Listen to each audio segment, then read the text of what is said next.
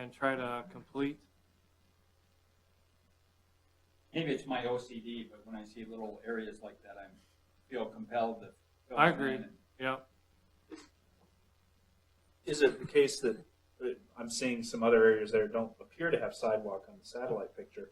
Right. Is it just that you haven't gotten them in the map yet? Haven't got them in the map yet, Okay, correct. so it's not just those two areas Right. there. There's more. There's a lot, yeah. Okay. And we will, this summer, we're going to be completing more hazardous in that area, and we'll get them on the map, and we'll have a meeting to discuss where we want to go for next year. So, but very good point.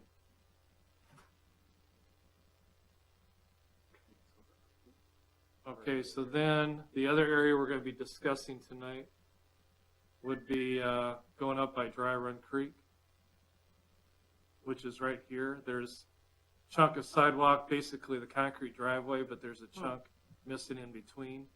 And then the city is going to put in 8-foot wide bike path to connect the existing bike path that's there along Dry Run Creek. Is that a driveway next to it there? This here? No. Off of the bike path. Yeah, this is a That's- driveway here for maintenance vehicles and for bike paths. Bike path access. But you would be off, there wouldn't be anything that would connect. Say if we didn't do this line here, Uh-huh. we would have to put a ramp to get out in the street and then go in here. And I looked at it with Dusty, and we thought it'd be a nice path to stay on the sidewalk and continue right into the park. Is that city property? Is that? Yeah. City property starts right here. Okay. All right, and then one other area.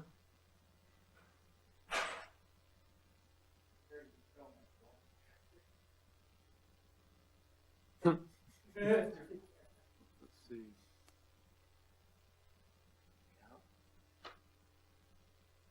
Maybe we should keep the map up for council meetings. We can look at it later.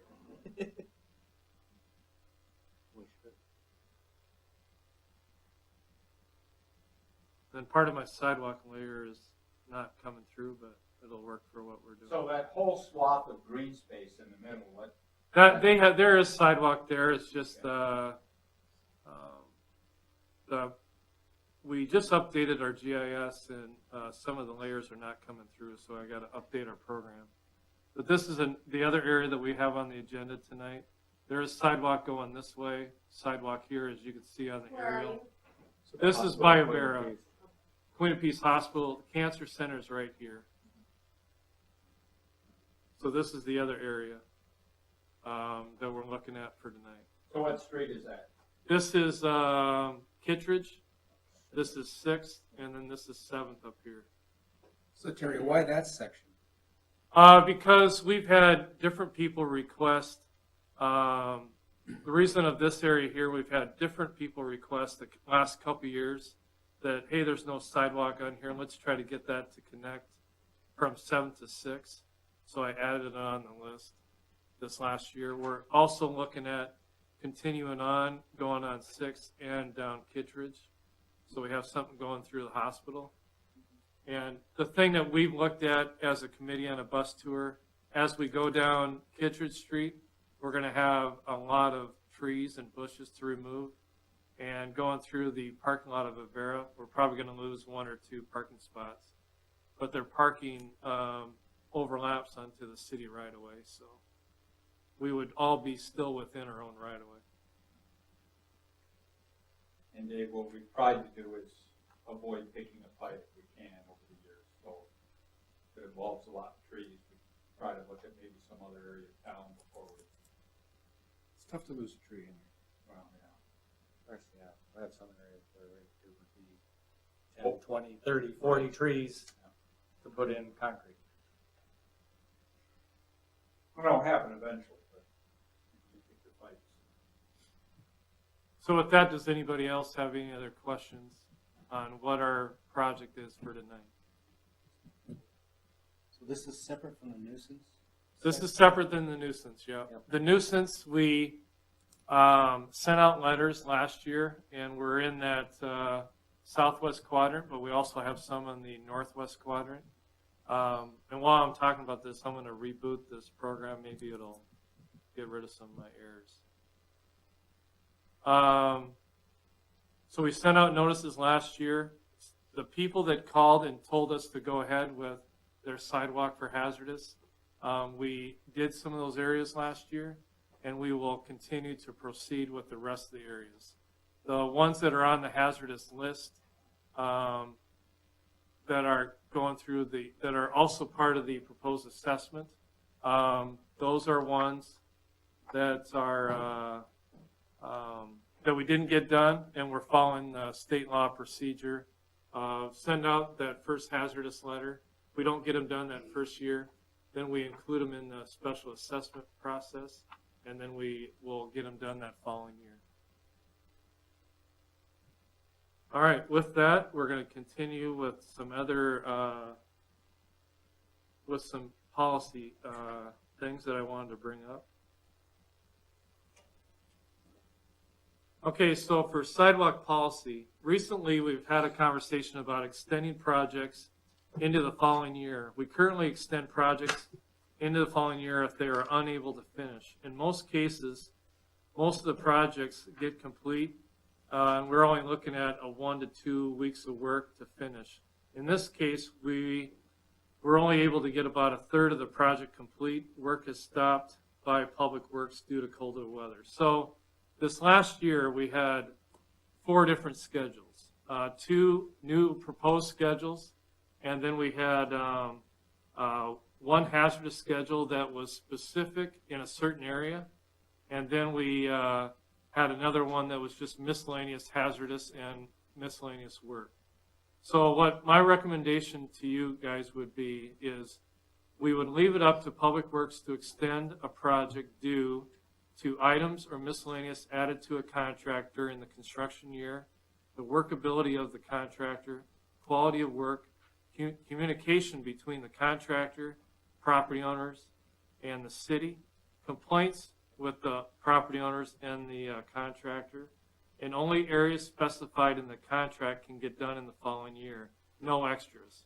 So if we have a contract that was hazardous sidewalk in a certain area of town that had certain addresses, that would be the only work that I would extend for that contractor that it was awarded to.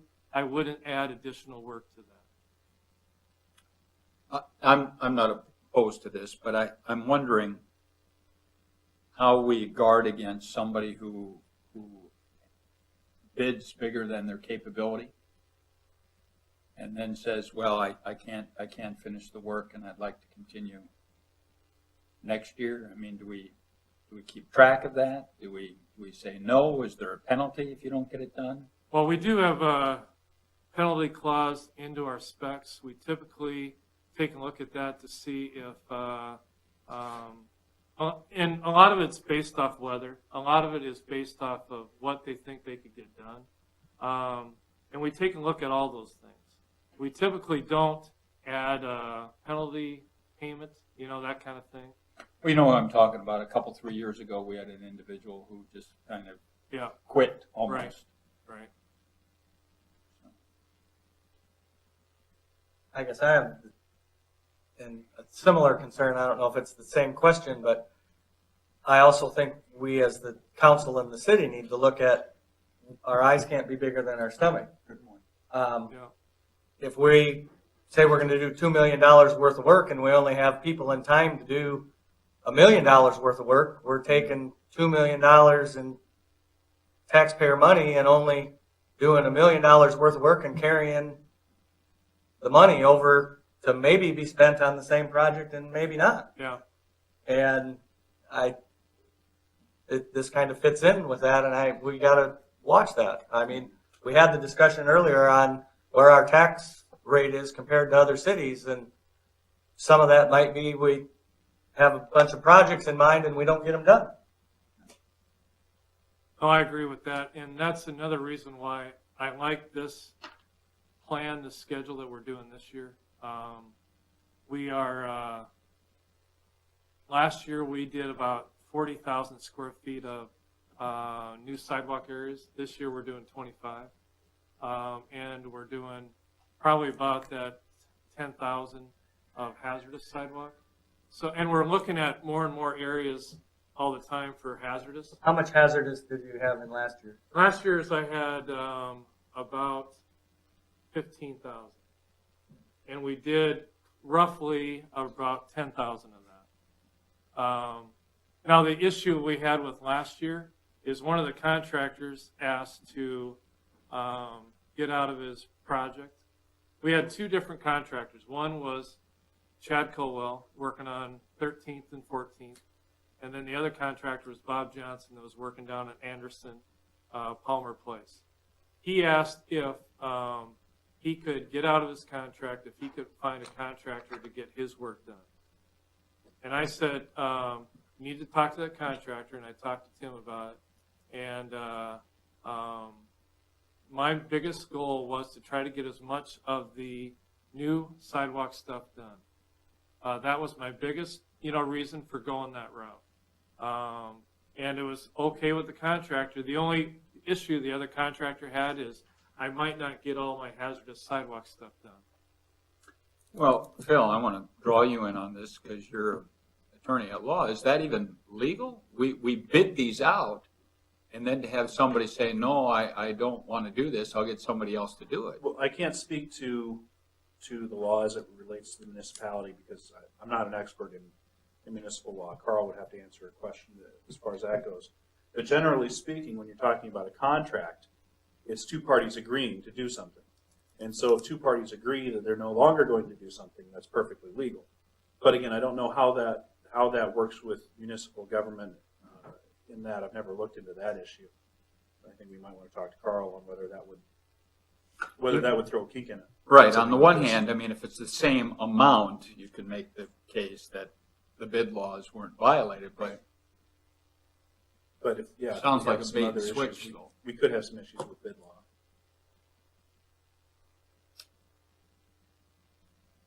I did check with the state on the bid rules.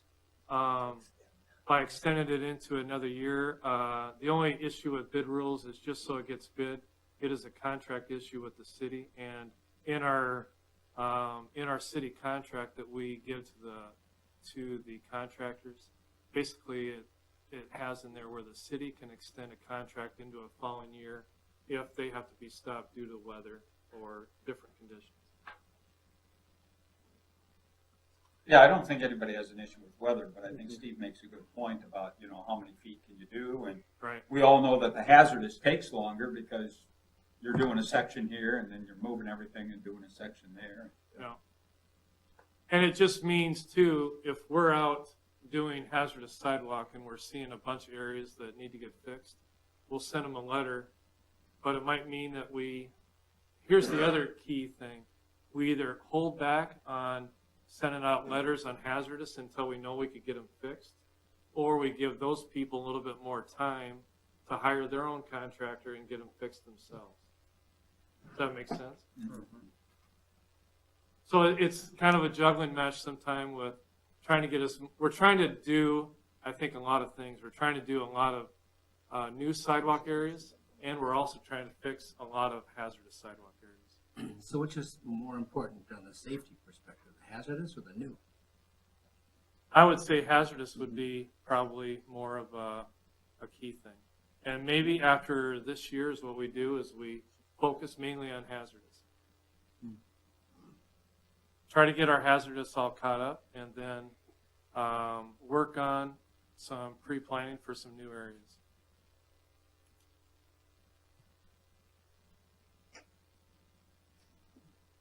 Any other questions about that?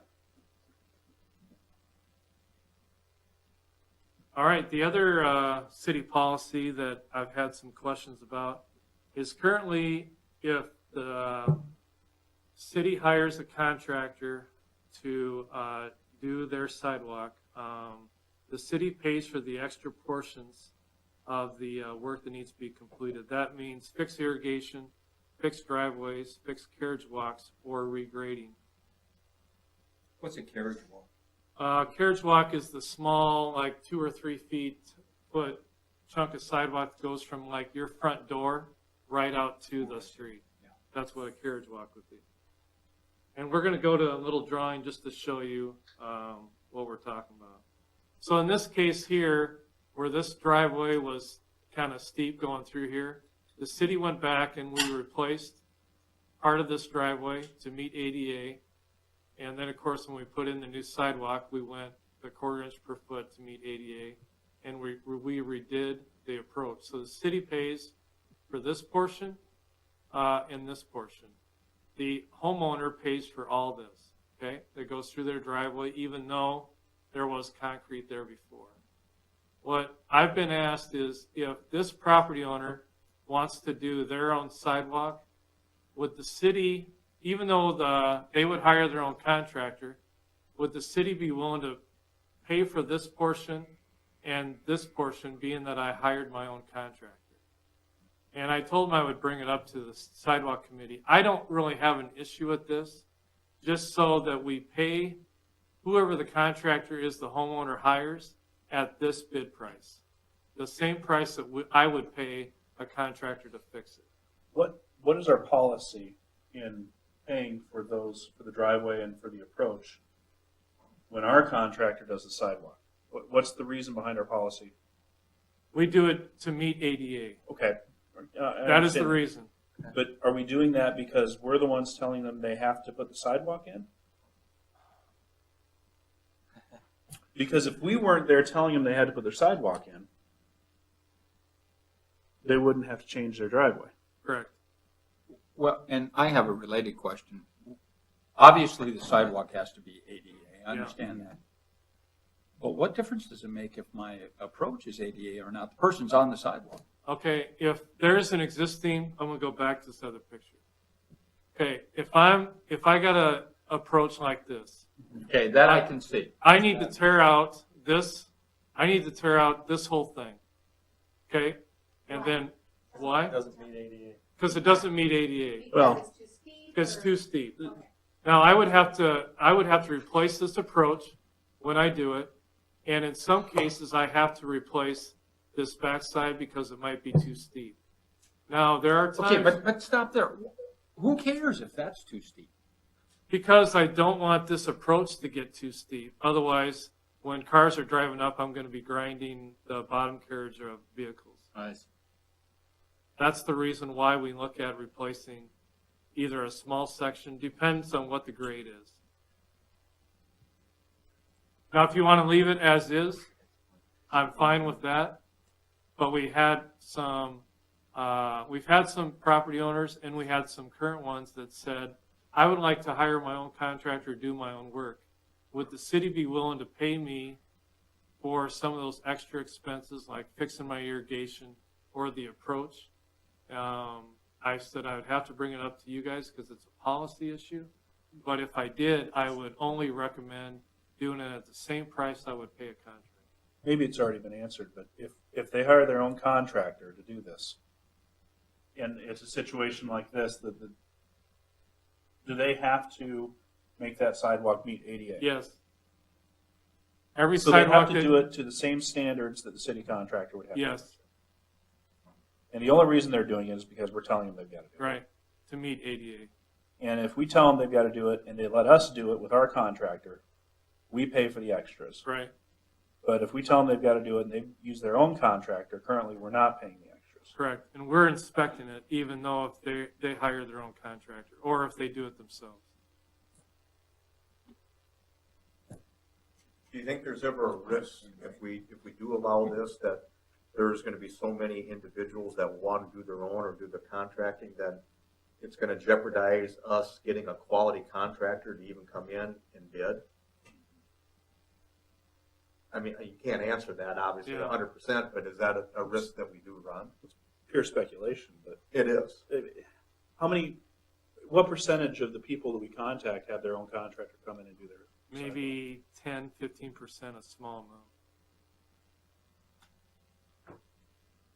Because a lot of the contractors tell other contractors that you can't compete against the city bid because their prices, I can't compete against their price. And that's my point. Does the contractor know that when he bids it? That the homeowners have that option? Yes, usually. How many of those 10 or 15% that have their own contractor do it, how many of those have extra stuff? Not everybody has the extra stuff. No, it all depends on the location.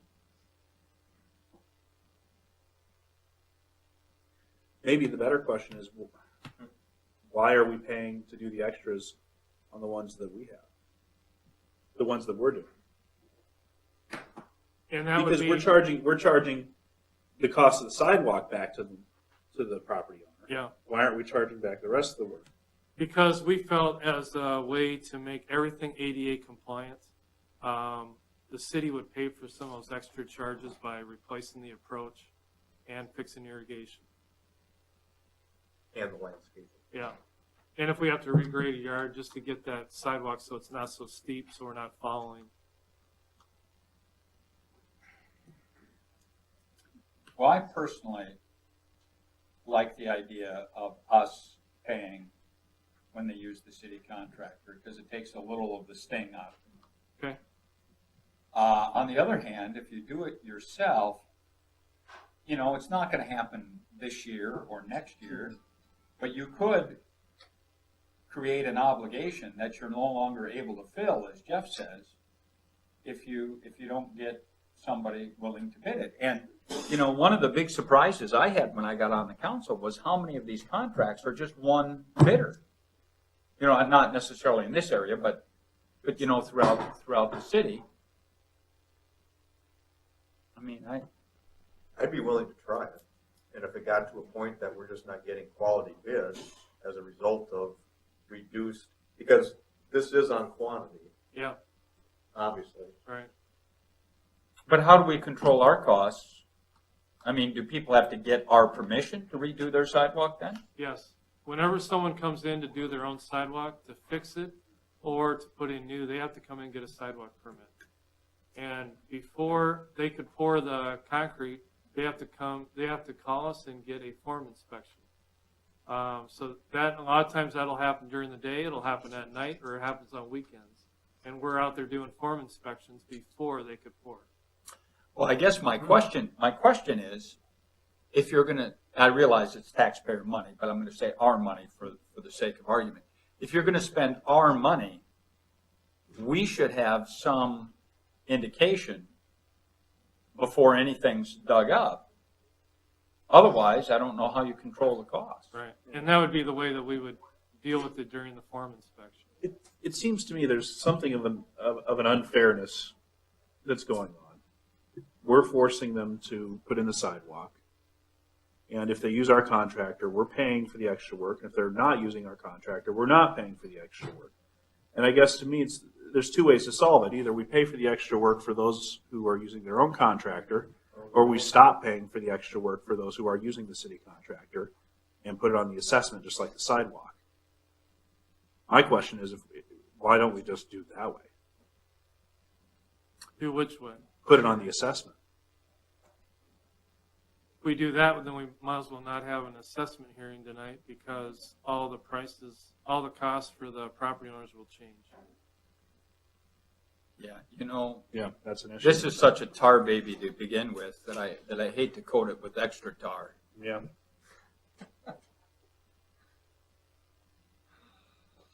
The only reason why I brought it up too is I thought to be maybe a little bit fair to the property owners to say, hey, if you want to do it yourself, or if you got a neighbor that's a contractor, then, As long as there's a permit and Yeah. you have to get final approval, Approval. honestly. that would be, and that was the reason why I did it, just as a little bit better, I guess, trying to work with the property owners one step further by just saying, you know what, if you want to hire yourself, just so we're in the loop of inspecting it, then I don't have an issue with it.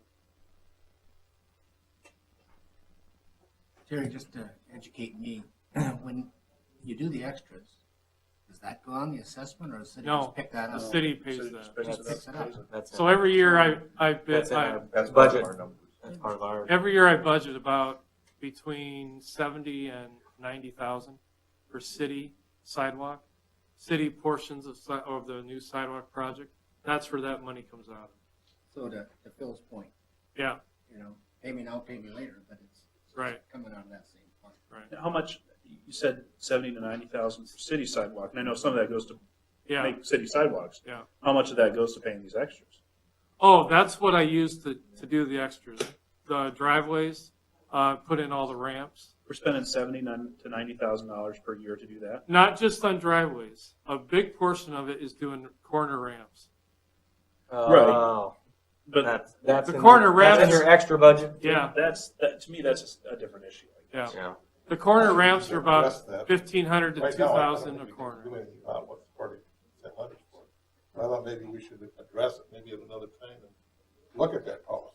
We could definitely, do you want to continue the way we're doing it for this year? And then look at it this summer for next year?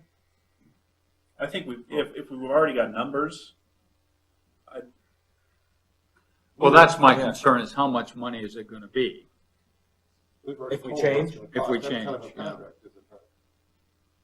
Well, it's not going to be any more than we already have budgeted. Because that's the number we're gonna be allowing. So, because the money we have budgeted is, if we assume everyone uses the city, then we're paying for it. Right. The number can only go down under the current situation, And because it's true. if 10% of the people say they're going to do it themselves, then our number will go down by that 10% of what the extras are. So the money we have budgeted would cover 100% of everybody using the city.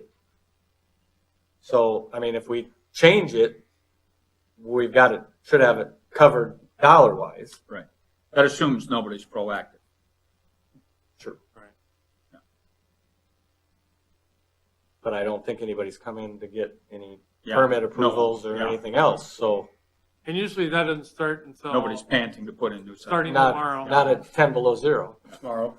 Tomorrow will be, if you approve this tonight, we'll have people coming in tomorrow to get permits. That's typically how it works. We only give them about 6 weeks to come and get a permit after the hearing.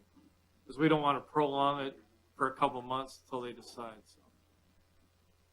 But if you want to stay as is, we'll stay as is for this one, and then we'll look at it this summer. I'd like to see that done because we've already sent the letters and told them this is what it's gonna cost. And all of a sudden we turn around and change our minds. And Well, it won't won't cost cost any any more. different.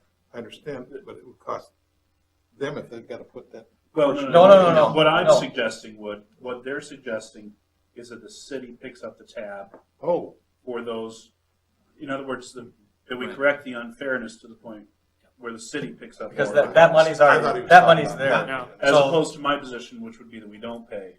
see, that's what I thought. The city assumes that everybody uses the city, and so that money's there anyway, and so then if they hire a private contractor, we give them that money to do what is called the extras. And that's why I brought it up, because I felt it was a little unfair. The money's there. Well, I'm gonna move that we, pay for the extras for the people who put in their own sidewalk, with the instruction that you're not granting any more permits than we have already, put in for this project. Okay? I'll second that. Got a motion and a second. All those in favor say aye. Aye. Opposed? Nick, me and Randy. The hard cases. This side of the table. You gotta break the tie, Terry. You gotta go. Oh, yeah. I'll vote You gotta for it. move over here, Dave, while there's still time. So motion passed. Oh,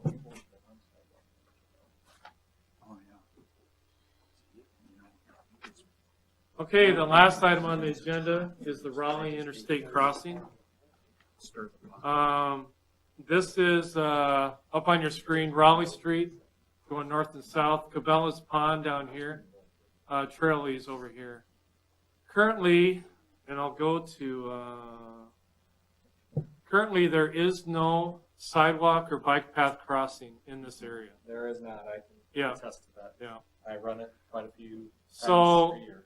If you look on the screen, this screen right here, basically what's there right now is these are the pillars that go underneath, and I'll use this, might be easier. These are the pillars that hold up the interstate bridge. Here's a guardrail, then here's the road. If someone is running, biking, or whatever, you have to be in this road section in order to get underneath the bridge. for quite a few years, we've been looking at how can we get pedestrian access through here. So I've been talking to the state, and on your agenda tonight is a resolution to work with the state in order to, what the city would be responsible for is an 8-foot wide sidewalk with this wall. We would be paying for this section here. Then DOT would redo basically the underslope of the interstate bridge. They would add it to a STIP, a federal project. And then they would pay for this portion. The city would pay for this portion. So I wanted to give you a heads up. Does anybody have a concern or issue with this? So that's not the way it looks now there. Correct. The way it looks now is without this here and this guardrails. Does the underslope go all the way to the pillars now? The underslope goes to about here. Okay, I see. So it'd be cutting back the underslope Yeah. a little bit. Okay. I thought that this, or those two bridges were scheduled to be replaced at some point in the near future. Evidently not. Yeah, no, because they just redid that bridge crossing when they did the interstate. Okay. Because we've always talked about hooking up the two bike paths with Dakota West Yeah. and Cabela, so this makes perfect sense. And the reason, let's see, there's what it looks like right there. Okay. But that would go on that inside of. We'd put them on both sides. So Being there's we're a doing it, barrier between yeah. the street and the. being we're doing it, might as well do it to both sides. Yeah. That's my concern with the barrier. And then there is sidewalk, this is looking north on Raleigh Street. There is curb and gutter section all the way through here. So what we would probably do is an assessment project, and I would just plan a request that we do an 8-foot wide bike path all the way down to Norway. On both sides or just on one Just side? on this side for right now Why- until we get curb and gutter over here. Okay. I was gonna say, because on the south side of that, the bike path is on the east Yeah, side of the road. well, we don't have any curb If and we don't- gutter yeah. on this side. Makes sense. And we'll probably do some storm sewer upgrades in this area at the same Let time. me ask a question, just thinking a little bit outside the box. That street's pretty wide there, as I recall. Is there room to do a bike lane?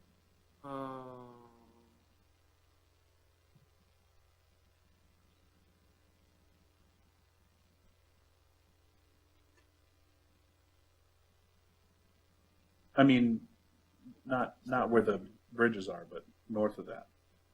Oh, up here? Yeah. On the east side of the road, that way they wouldn't have to cross.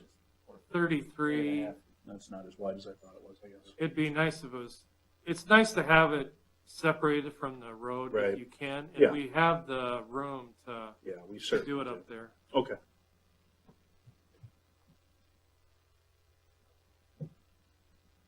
So that is on the agenda tonight for council.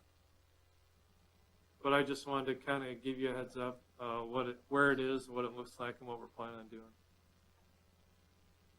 With that, is there anything else for sidewalk committee? If not, can I have a motion to adjourn? Second. I have a motion by Randy, second by Phil to adjourn. All in favor, say aye. Aye. Opposed.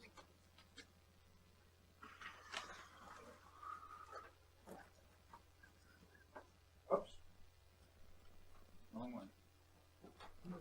have to do training on lights. I know.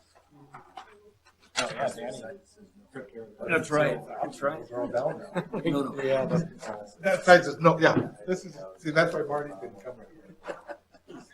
This is the side that says no.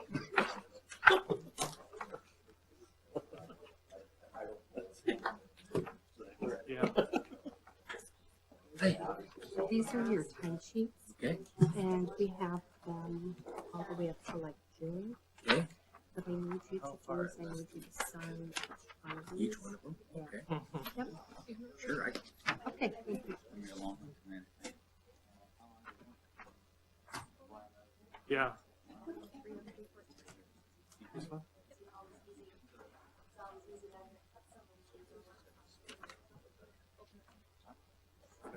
Might be easier just to do it this way.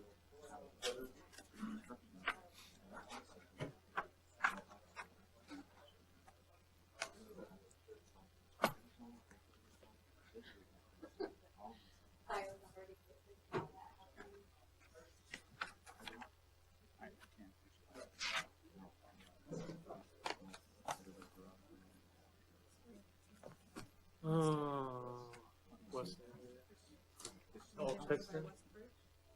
Oh, yeah. Yeah. Between Minnesota and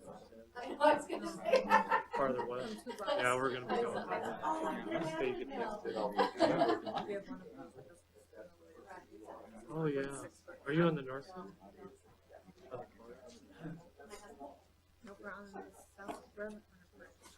Okay. I don't know. Yeah.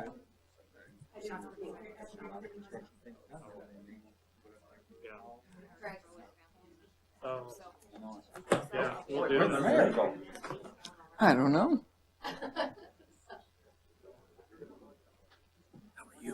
I'm good. We have a full house tonight.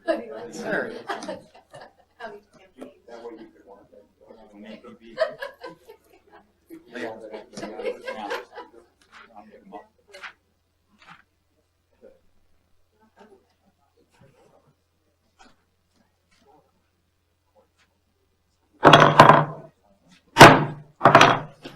We have some Boy Scouts here tonight. If they would like to come forward and lead us with the Pledge of Allegiance, I certainly appreciate it.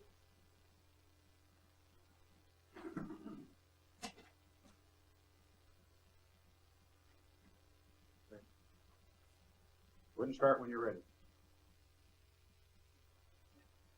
I pledge allegiance to the flag of the United States of America and to the republic for which it stands, one nation, under God, indivisible, with liberty and justice for all. Thank you, boys. What troop are you guys from? 75.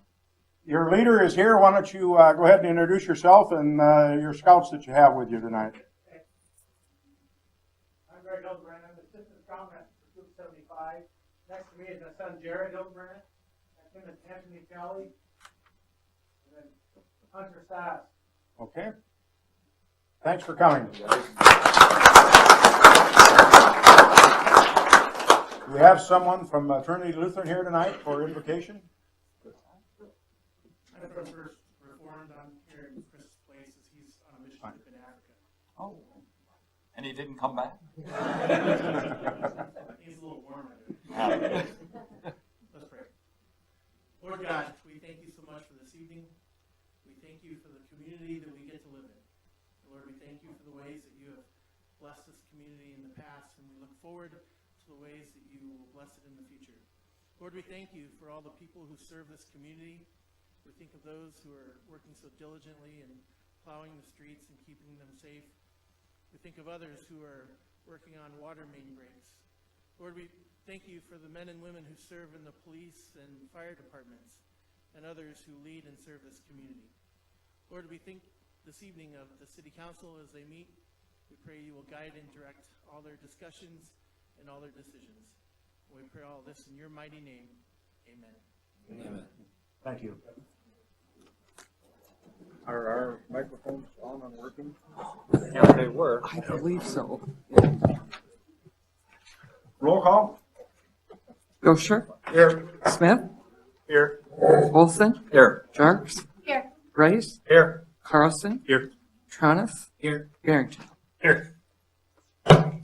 Having a quorum, we will convene the meeting. First item on the agenda is the consent agenda items. Is there anyone on the council that would like to request removal of any item on the consent agenda? Might I ask, Mayor, where do we approve the minutes Yes. from prior meeting? I have one very minor, it's so minor it almost doesn't deserve mention. But But you're going to mention it. do it anyway. That's okay. As a form of the request for proposal for construction manager risk had the closing date as the 24th, and it also had the provision that we would make the decision and notify within 2 weeks. Well, it turns out within 2 weeks is the day that we have the council meeting in the evening. So it would put us the next day before we would have opportunity to notify after the council presumably take action. If I push that date from 24 to 25 for closing, And if the minutes, just somebody makes amends the minutes, that should be fine. Don't ask me why I didn't think of that first time around. I don't know. We will note that change then. Thank you so much. Thank you. Anything else? Move to approve the consent agenda. Second. I have a motion and a second to approve the consent agenda. Is there anyone in the public that would like to request removal of any consent agenda item? If not, all those in favor say aye. Aye. Opposed, motion carried. Or excuse me, we'll have a roll call vote on that. Rice, Aye. Tronis, Aye. Barrington, Aye. Dosher, Aye. Olson, Aye. Smith, Aye. Carlson, Aye. Jerks. Aye.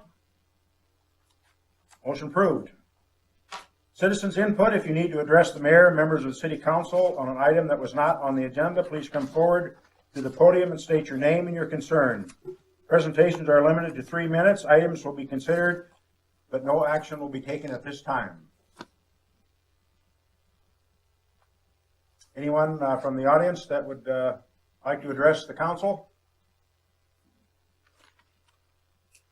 Council, anyone have any?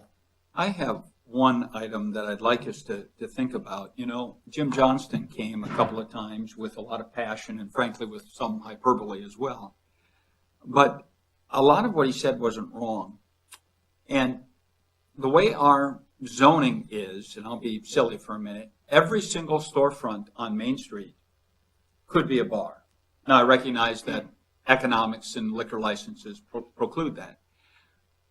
But with the mayor's permission and the council's permission, I'd like Neil to do a little research with the Municipal League and maybe other cities and see, do they have any sort of limitation as far as the number of establishments per block? Because at some point, you get 6 bars on a block, maybe that's an issue.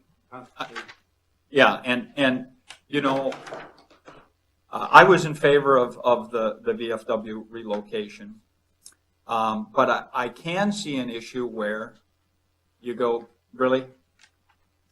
5 on one block or whatever the case may be. So I'm just wondering if there's any municipality out there, if there's any standard out there as far as how many bars, and then that would give you a location argument.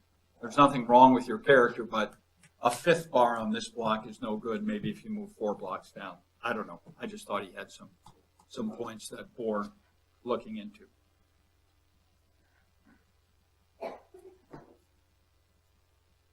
Just so that I can paraphrase the question appropriately, are you talking a liquor establishment or bar? Because there might be a difference between a convenience store versus a rest, I just want to make. I'm talking about a bar. Okay. On sale. Yeah, on sale. All right, that's why I just, when I phrase the question, I want to make sure that I'm clear in the question. So. And then obviously, if we do find a standard, we have to look at our town and see that we're not putting somebody out of business, you know. Thank you, I just wanted Yeah. Anyone else have anything to bring up? Now, we'll move on. Committee report, sidewalk. Barry?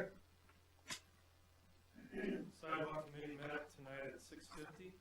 We had a couple items on the agenda. We went through the 2014 sidewalk project plan that we'll have a public hearing on tonight, just to get everybody a little refresher for the areas we're looking at. Then we also talked about a couple of policy issues with extending contract from 1 year to the next, and basically we need to look at our sidewalk areas to make sure we can get those areas completed in that year. And we talked about our policy on city portions of sidewalk that we would fix, that would be the miscellaneous areas, that would be fixing a driveway, fixing irrigation, doing a little bit of regrading. And the sidewalk committee decided to change that policy, so we would pay for some of the extras if the homeowner hired their own contractor or did it themselves. We also looked at the Raleigh and interstate street crossing, and it is also on the agenda that we are going to be looking at a resolution tonight to do a combination city and state project to add a a bike path crossing underneath that bridge. Thank you. Entertain a motion to approve the committee report. So moved. Second. Motion and a second to approve the sidewalk committee report. Any further discussion? All those in favor say aye. Aye. Opposed? Motion carried. Set the date of March 17, 2014, on a hearing on the application of Earl and Barb Point of order, Vandiver Mr. Mayor. for a side yard corner variance of 1 foot versus 20 feet. Mr. And- Mayor, point of Yes. order, we haven't moved to Oh, adjourn I the city missed council that. citizens Excuse board me. of adjustment. Entertain a motion for the city council to adjourn and sit as the Board of Adjustment. So moved. Second. Motion second to sit as the Board of Adjustment. All in favor say aye. Aye. Opposed? Motion carried. Okay, now we'll set the date of March 17, 2014 on a hearing on the application of Earl and Barb Vandiver for a side yard corner variance of 1 foot versus 20 feet and a backyard variance of 0 versus 5 feet to construct a garage located at 820 East 4th Avenue, legally described as Lot 12, Block 11, FM Green Edition, City of Mitchell. Move to set the date. Second. Motion second to set the date. All in favor say aye. Aye. Opposed? Motion carried. Set the date of March 17, 2014, on a hearing on the application of Isla Rumboltz for a sign variance exceeding the standards to erect a 4 foot by 4 foot sign and a 24 inch by 24 inch banner on her home located at 515 East 3rd Avenue, legally described as lots 3 and 4 and west 10 feet of Lot 2, Block 36, Cooley and Guernsey Edition, City of Mitchell. Move to set the date. Second. Motion second, set the date. All in favor say aye. Aye. Opposed? Motion carried. Entertain a motion for the Board of Adjustment to adjourn and the City Council to reconvene in regular session. Move to adjourn. Second. Motion second to reconvene in regular session. All those in favor say aye. Aye. Opposed? Motion carried. Discussion on the Corn Palace Area Development Committee.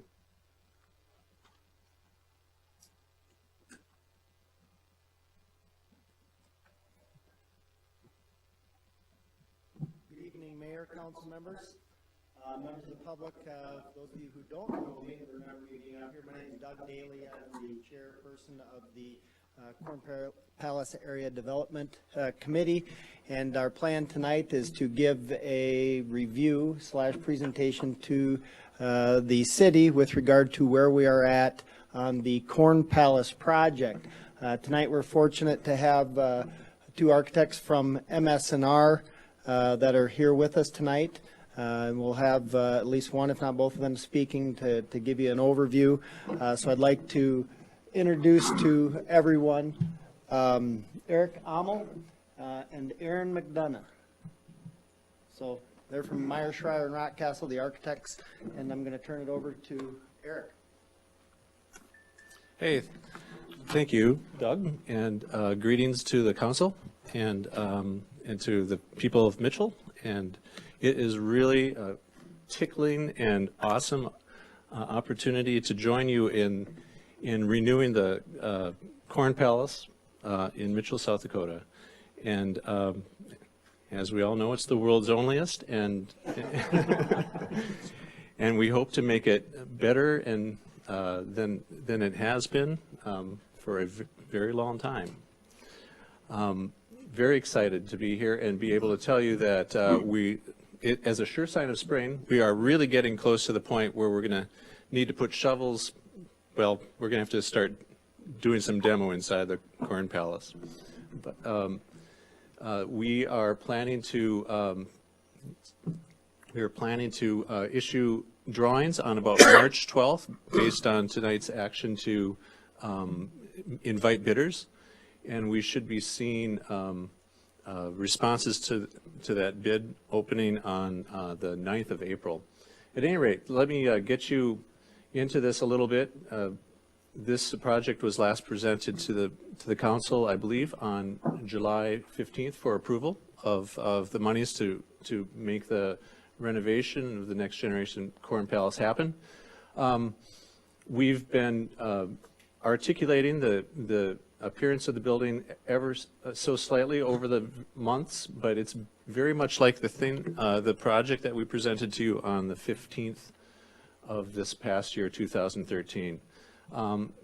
So that's an overview from kind of the money shot at the corner that the annual Corn Palace photo is taken by, or taken from.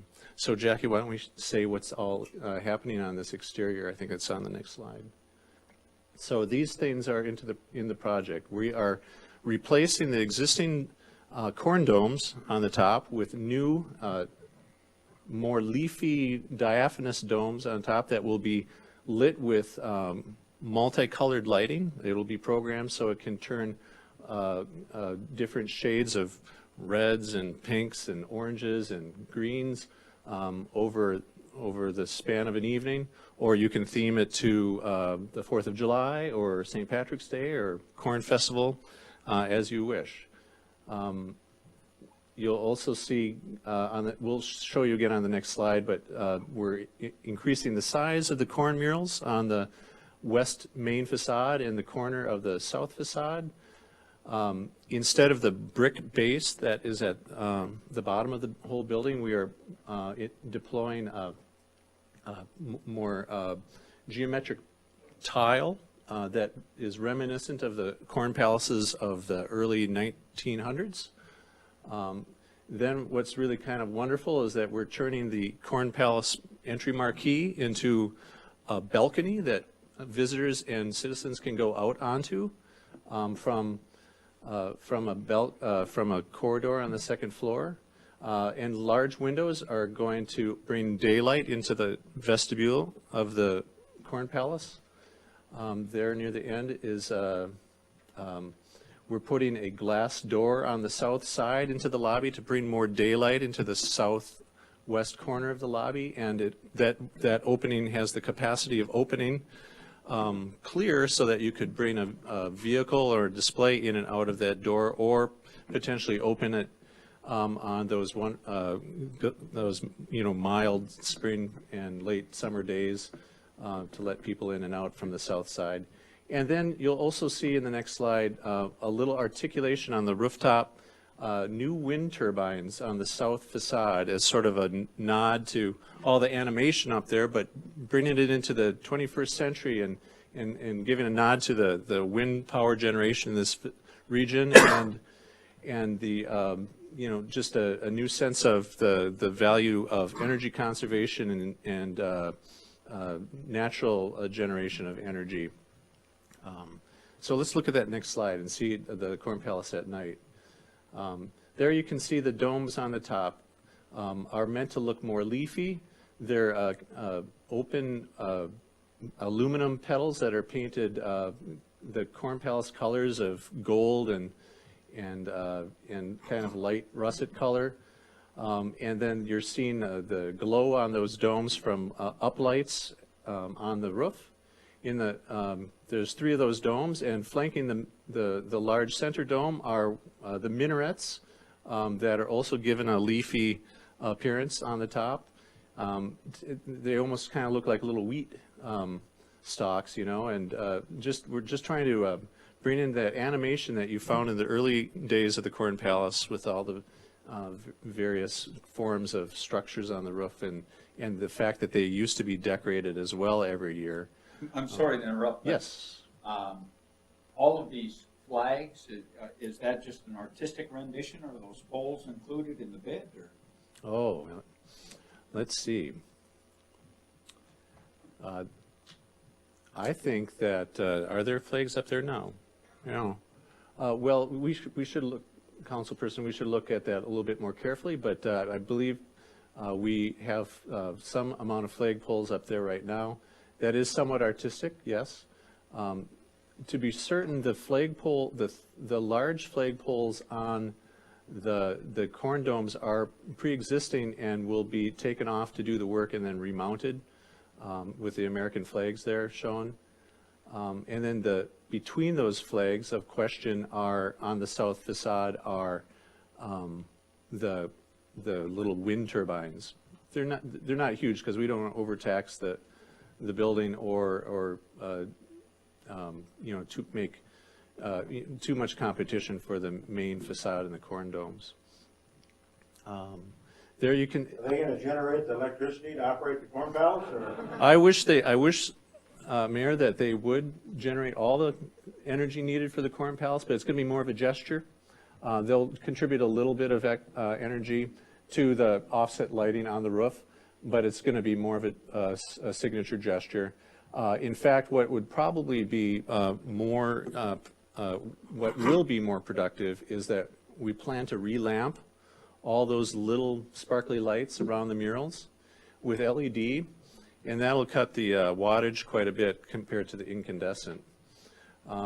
So we are looking at some, I think that tactic will actually net a lot more energy savings in the future years. Going forward, in the center bay, let's stay on that slide a second. You can see on the second, there's the balcony above the marquee with the what used to be the 3 center arched corn murals are now open windows into the interior of the facade. You'll see on one of our interior slides that there's some sparkly light fixtures that are intended to hang down into that space and give it a sense of welcome, less opacity to the main street in the evening, more inviting to bring people into the Corn Palace. Let's go forward, Jackie. Oh, you know what I should also just say? There, sorry folks, there you can see a little bit of that south window there, right below the mural, the big mural on the south side. That's the new glass door replacement for the existing hollow metal doors there. Thank you. Are we going to utilize the current sign, or are we going to have to replace the one that is up there? The current sign is being replaced by a new sign that our intention is to kind of have it more relate to the vocabulary that we're introducing to the project, and that's currently in the budget. Yeah. Good question. As long as we're on the slide, and you mentioned vehicles coming in or out, but is the expectation that we're going to, I don't know, break out the sidewalk on that side and have a ramp to come in or out, or are we just going to hop the curb whenever we want to get a vehicle in? Well, someone can back me up here, but my understanding is that the not so distant future plan is to close 6th Street and to traffic. So and to be actually what needs to happen at that entry is the sidewalk needs to be raised so it's less of a little bit of a cliff always coming out of those south doors of the Corn Palace. So we've had a conversation with, in fact, Terry, and it sounds like he's coming in to back me up, to resculpt the grades on that side of the building. You want to add to that? What we talked about before is what we would do is extend that curb and the sidewalk to go straight across the street. So it won't look like there is a street entrance going on 6. It would be basically all concrete. So yes, there would be a curb along that whole stretch. Would it be a mountable curb? Yeah. Because you would need to be able to have a vehicle out there for unloading a display, for example, like you were saying, or other things. It'll all be curb and gutter to go straight across, so it won't appear from Main Street that there will be a street there, because it'll all be curb and gutter. It'll be concrete paving until at least you get up to the alleyway, and then from there it'll be alley access going out to Lawler Street.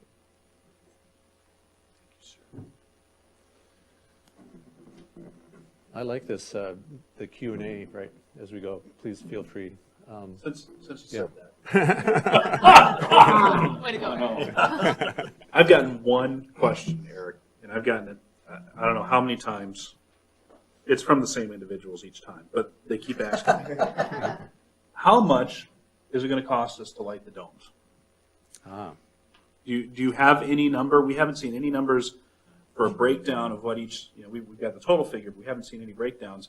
And that's what I keep getting asked. And it'd be nice if I could tell them tomorrow it's not going to cost all that much, because I kind of like the way it looks. Do you have any figure on how much it's going to cost to light those domes with that multicolored lighting? Mr. Carlson, I actually do not. Okay. But we could find that out fairly rapidly. That's a great question. It is LED. It's full spectrum LED. If this is any indication, it's called a color blast fixture. That sounds pretty powerful, doesn't it? I think that Boy, we'll get you that figure. I'd appreciate it. Yeah, Thank you. let's do that. I'll get to that. They are being lit now Right. by flood-type lamps of, It'll be less power than that. be less power than that, so hopefully it'll be at a cost savings to us. I guess that answers your question. Well, I understand that energy-wise, it's going to be cost savings. Some people are concerned that it may be frivolous to light up the domes in that manner. I don't necessarily agree with them, but my constituents want to know. So if you can give me the figures, that'd be perfect. Mr. Koch? Oh, I'm We- curious, thought it might be of assistance to Attorney Carlson's questions. There must be architects' estimates of the various components. Yes, but that's different than maintenance and operation costs. A good pro- He's asking about. Yeah, I'm not talking about the maintenance and operation costs. I'm talking about how much it's going to cost to put those suckers in. My apologies. That's all right. I can answer that more carefully. Right now, we're budgeting $18,000 per dome. And what that means is each of the fixtures costs about $1,000, and that's not unusual. And then I'm allotting $6,000 for conduit and controls, basically the driver for the lighting, and then $6,000 for labor for each location. So that aggregates to, well, help me out here, 3 times 18. Okay. Okay. So as long as 64. we're on this subject and to try and cushion the blow a little bit, how long does that last then, roughly? Oh. I mean, if you're talking about spending $18,000, and I'll be stupid, every year, that's one thing. Or if you're talking about spending $18,000, and I'll continue to be stupid, once every 100 years, I mean, it makes a difference. So I would easily 15 years, Yeah. easily. Who knows what's around? It's LED technology. It's probably pretty much here to stay at this point in time as a pretty good light. If we were throwing up sodium or halide up there, that'd be different. But I think it's a good light source. If memory serves me correctly, I believe that it cost the city about $250,000 to fabricate and make the new large dome previously, so. Oh, I bet you it was north of that, I would say. Yeah, that thing is 34 feet tall. It's as big as some people's homes. So there's a lot of structure in them. Does So- the hailstorm reflect on the council system? A hailstorm? Yeah. Well, I think we're fine. It's 1/4-inch aluminum plate for the. As far as the lighting, how a hailstorm. Oh. affects all of our incidental lighting. Oh, they have a shield on them that's a hard polycarbonate. And they're probably technically the lighting will be either in the domes or just kind of in their shadow, so fairly protected. What happens is when you do lighting on these sorts of objects that for effect, you actually go out there and position the fixtures once the thing's built, and then that's where you place them. So we only know approximately where they are right now. Okay. Yeah. Can you just clarify one more time the figures that you use on those domes? Each one you said costs, you said $1,000. Each of the light fixtures, yeah. And, Each of the, when you say light fixtures, it's a unit about this big with what light. about the dome itself? Okay. Just There are out of more. curiosity. Sure. Okay, well, I think that was our question, was that it seemed like that was a low number, but you're just talking about. That was just in the terms of lighting. operating. Okay. Just the lighting. So, Right. Never mind, you can tell us, but I just wanted to clarify that was. Well, the entire dome budget with lighting, for 3 domes with lighting, is $800,000 to do them all 3. So it's a big component of the project. It's actually less than I was expecting for the total for the domes, but. Yeah. I But love they the way it really are looks. the thing that also Yeah. make that That appearance. make it, and I love the way it looks. Yes. Three. There are three currently, yeah. There used to be more, but now there are three. And there's one frame, yeah, they're in the same exact locations. And we, Look at it every day. great questions. Thank you. Yes, let's move on, and then we can return here if need be. So on the interior of the Corn Palace proper, which is in phase one of the project, we're again making mention to this, increasing the sort of the celebration of the entry to the interior of the building with a grand entry. The box office is going to be moved off center to the side. Mark Schilling believes it's a very functional location. The new lobby design, after you get through those first sets of doors, is going to, we're going to clean it up and make it a little bit more well, actually just moving that box office out of the way takes a big sort of blockade out of the lobby. It should be more fluid for moving people through the space. This walkout balcony bridge element is really, you'll see it in a slide, is this on the second floor, you have the ability to move along the backside of the arena and go out on this balcony. We're putting two family-oriented toilet rooms on the second floor. It should also serve new handicap seating on the second level of the arena. And we're making some modifications to the arena cross aisle plan in order to accommodate more folks in wheelchairs and their companions. You know, ADA accessibility requires now that somebody in a chair can have 4 companions with them in proximal seating. New concierge station, that's a fancy word for greeters, right? So the folks that greet visitors all summer long, we're going to give them a place to headquarter and be present in the lobby.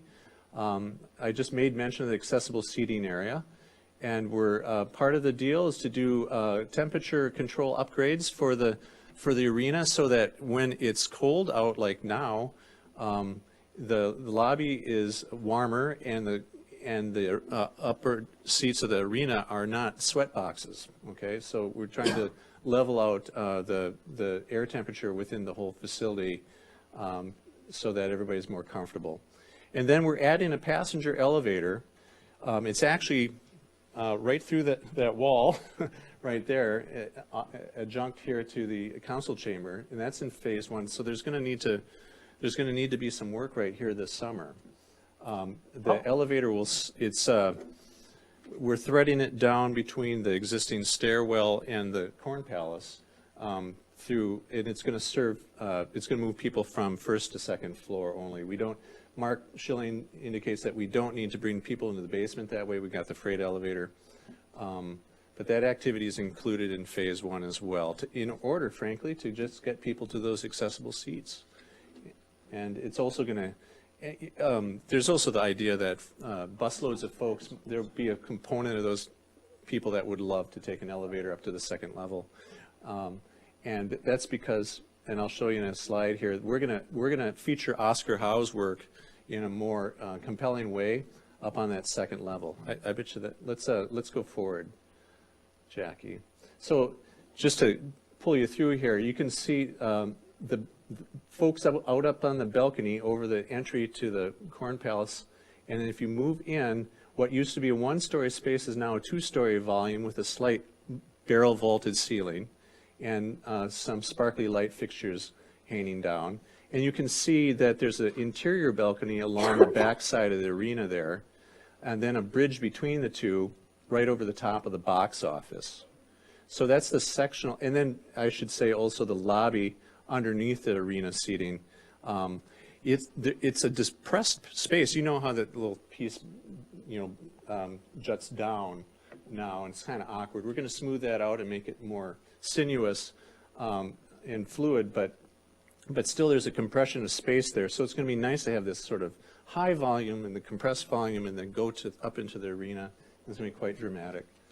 And then let's go forward and show that view coming in from the front doors into the vestibule. It's kind of a white space with those signature corn cob tile columns at the joint between the vestibule and the lobby. beyond the people there, you can see that's the new box office location, and the bridge to the balcony is over the top of that, and there's a couple of folks standing up on that. And then barely up at the top, you can see these little sparkly light fixtures hanging down into the space. The next slide takes you up a level to basically where those people were standing above the box office, and you can see back across the space. You can see the opening in the floor and the balcony along the backside of the arena on your right, and that slightly yellow tinted material is about 130-foot long display of Oscar Howe mural maquettes, like the type on the wall here, that go from edge to edge of the arena. So you're looking at the center third of that whole wall, and there's a little what we call a lighting cove at the top that's going to illuminate the images consistently even after dark. And then you can see the little light fixtures hanging down from the ceiling there. And to the left are you can see 2 of the 3 window openings from the facade of the Corn Palace. The third one that's on the bridge is clearly has a set of doors in it, so you can get to the balcony. Any questions on those images? I have to believe that every person's gone to either engineering school or architecture school in the last 30 years has studied at Crown Center in Kansas City. You must be a lawyer.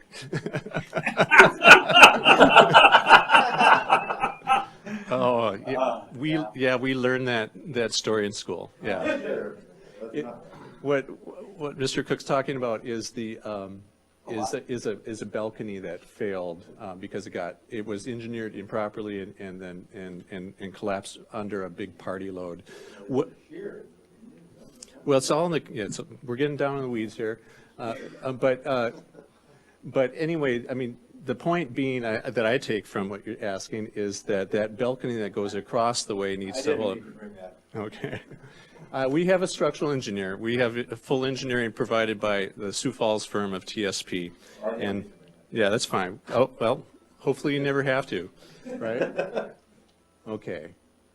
Let's go in. We'll show you the lobby. Can I just ask you a quick question? Sure. This clear material, that's acting as a railing. What is that? That's even a better question than council.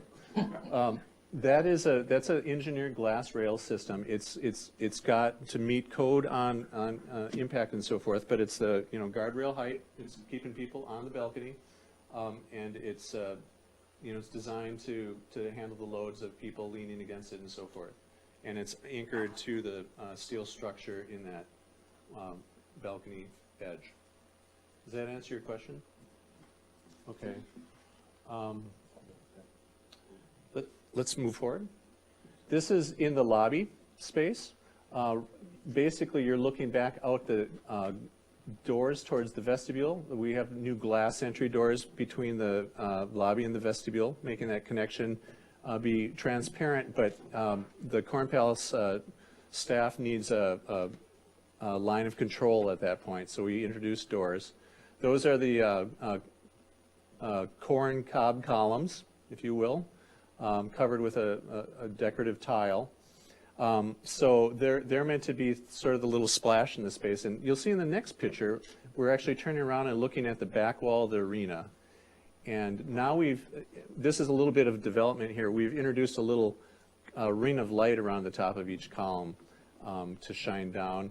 And what you're seeing along the back wall is a mural that we're proposing to be a scene that's of cornfields, basically. We were just with the committee today trying to select the right image. But the idea is that's custom printed on laminate that's corn-based. There's a company out of southern Minnesota that makes, they're organic plastic laminates out of corn, soy, and quartzite. So we're trying to tell a little bit of a story about corn-based materials here as well. I've also challenged the engineers there's a new sort of slag material that's coming from the ethanol production that you can use as an admixture to concrete. And we're also trying to look for a type of plywood that's actually made out of corn stalks to use in the project. So a little, telling the story of corn a little bit as well, hopefully. Any questions? Starch, yeah. Okay. So a little bit about City Hall, and I think we're kind of wrapping up. All we're doing with exteriors is replacing the entry doors to replicate what was the original Art Deco appearance of the entry doors. They had 3 stacked circular windows, and they're made out of wood.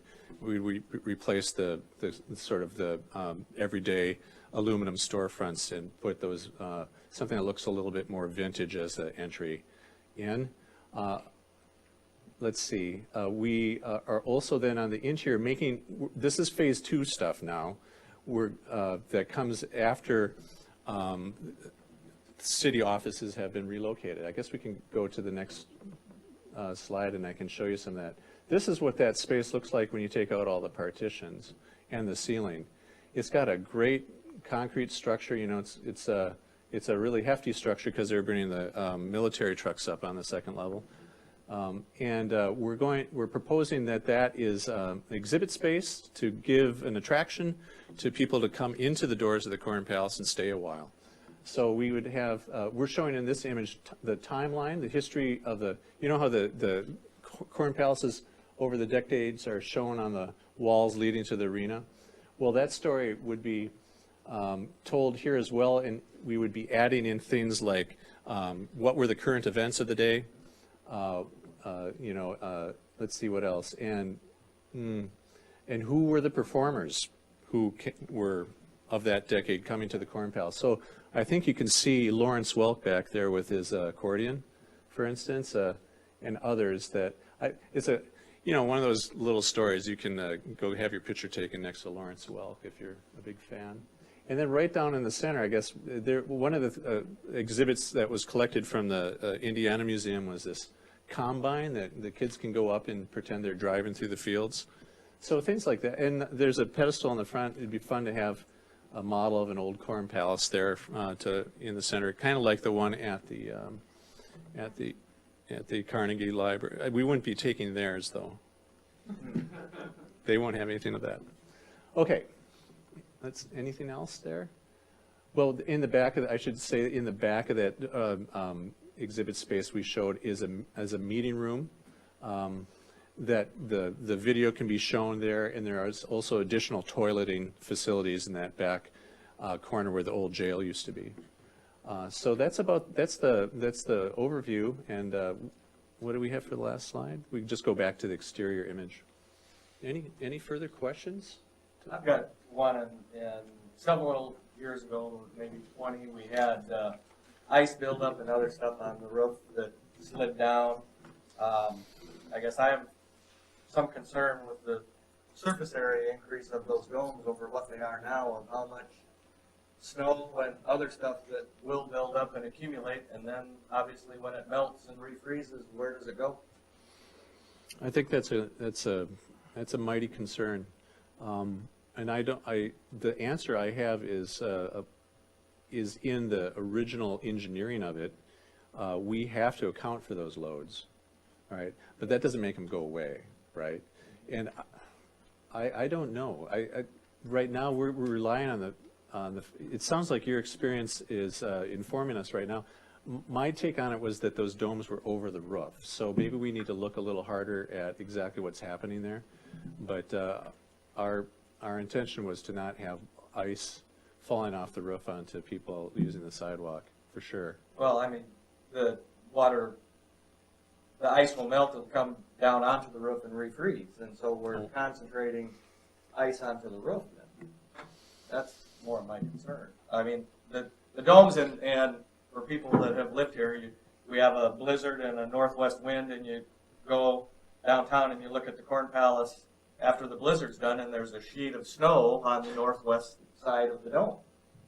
Well, there's going to be way more snow on those domes than there is on a smooth dome, and then all of that's going to melt and run down and then refreeze. And where's it going to go? Where does the runoff go now? It's all, I think it's all channeled and. All the run. Explain that, I don't know how it. Yeah, all the precipitation is supposed to stay on that roof. It's interesting that certainly if a sheet of snow forms on that slick surface as is, it's going to slide right off. And to that effect, on metal roofs and the like, you often put these sort of cleats, to keep the snow in place. All I can say right now, and I think we'll just redouble our efforts in talking with engineering about this, is all those leaves act like giant cleats, right? So it's going to tend to keep the material there until it melts away, drop by drop. We don't want anyone to get hurt, though. That's bad for all of us.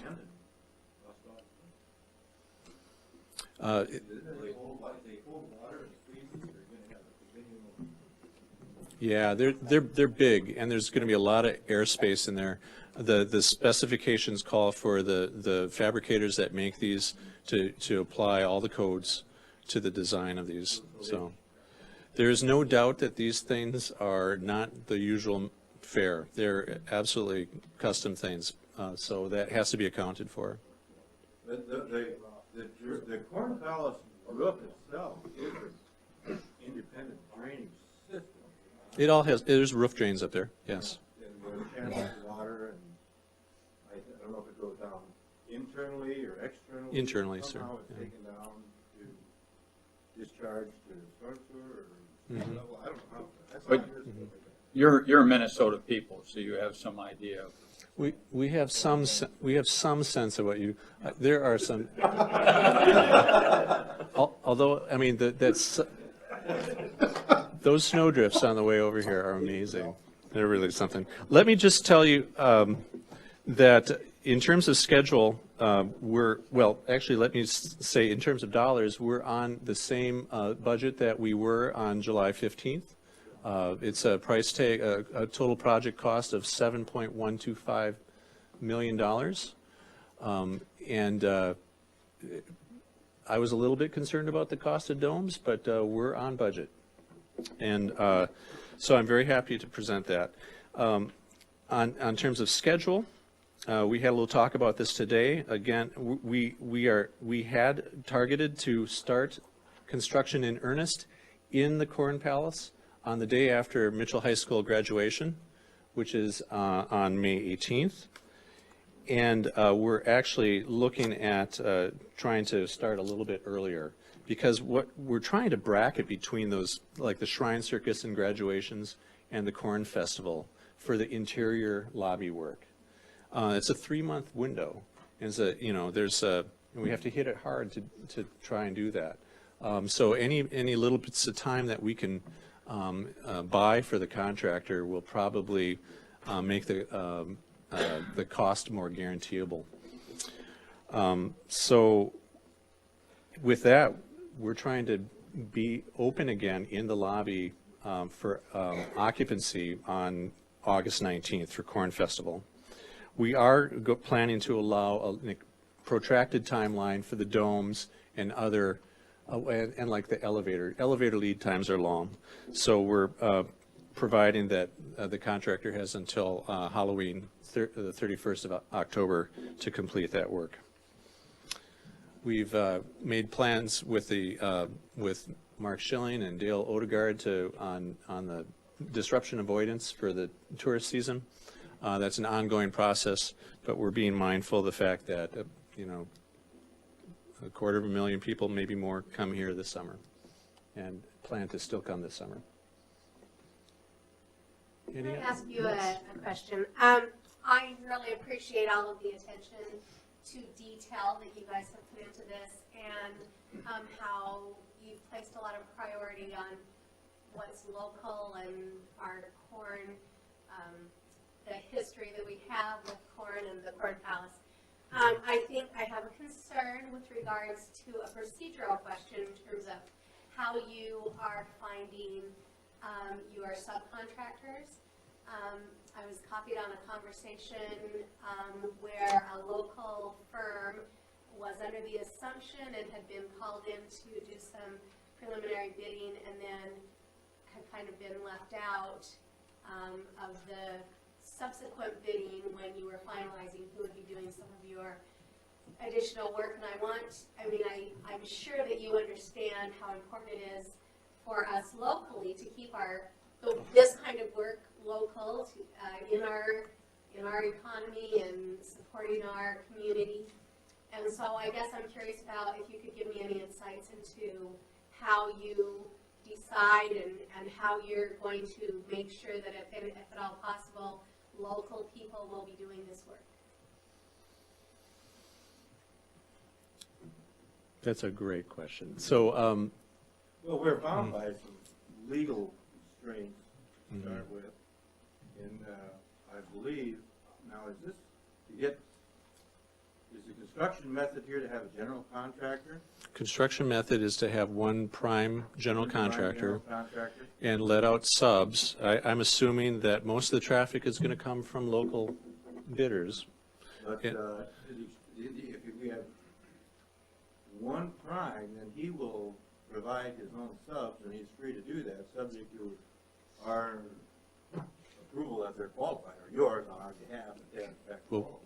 That's Are you right. familiar with the circumstances that I'm referring to? I am, and what I would say about that particular thing is, it was a heartbeat before I got involved, but it was, you're talking about a consulting engineer that we would have had on our design team.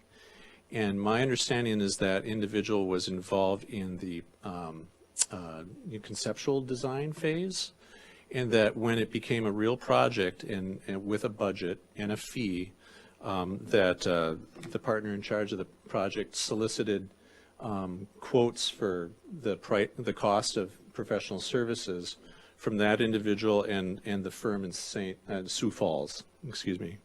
And the Sioux Falls firm simply was a less expensive offer. Was our local firm given the opportunity to refine their bid at that point? I'm certain not. That's a good question. I would have done that, but Well, that's for professional services, that's right. Now, on the actual construction, if you're gonna let a bid, there will be bids, lump sum with presumably line items of subs underneath them, but they fill in their own subs. And we don't, if they're qualified, we have no basis to reject them. Now, we are obligated by law to take the lowest responsible bidder. Well, yes. Now, if there is a bidder from out of state, from a state that imposes a preference against South Dakota, South Dakota will impose that same preference back against the bidder from that state. But if that state imposes no preference against the South Dakota bidder in that state, then we can impose no preference for a South Dakota bidder versus a Minnesota or Iowa. That's all fine and well, Carl, and I think my concern is that this doesn't create a precedence.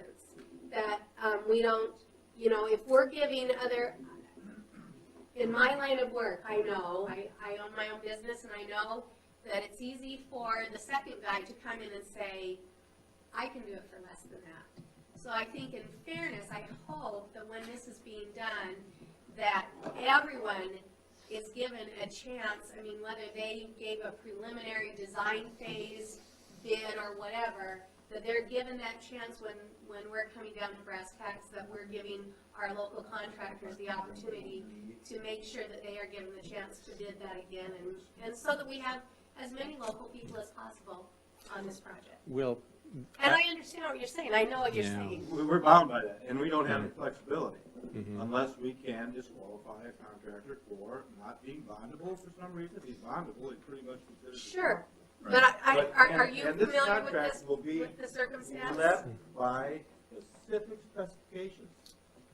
Right, I And understand. anybody who. So are you saying that that our local firm did not have should not have had the opportunity to do that? Anybody is entitled. Right, that's my point. Anybody who is a qualified bidder is entitled to bid.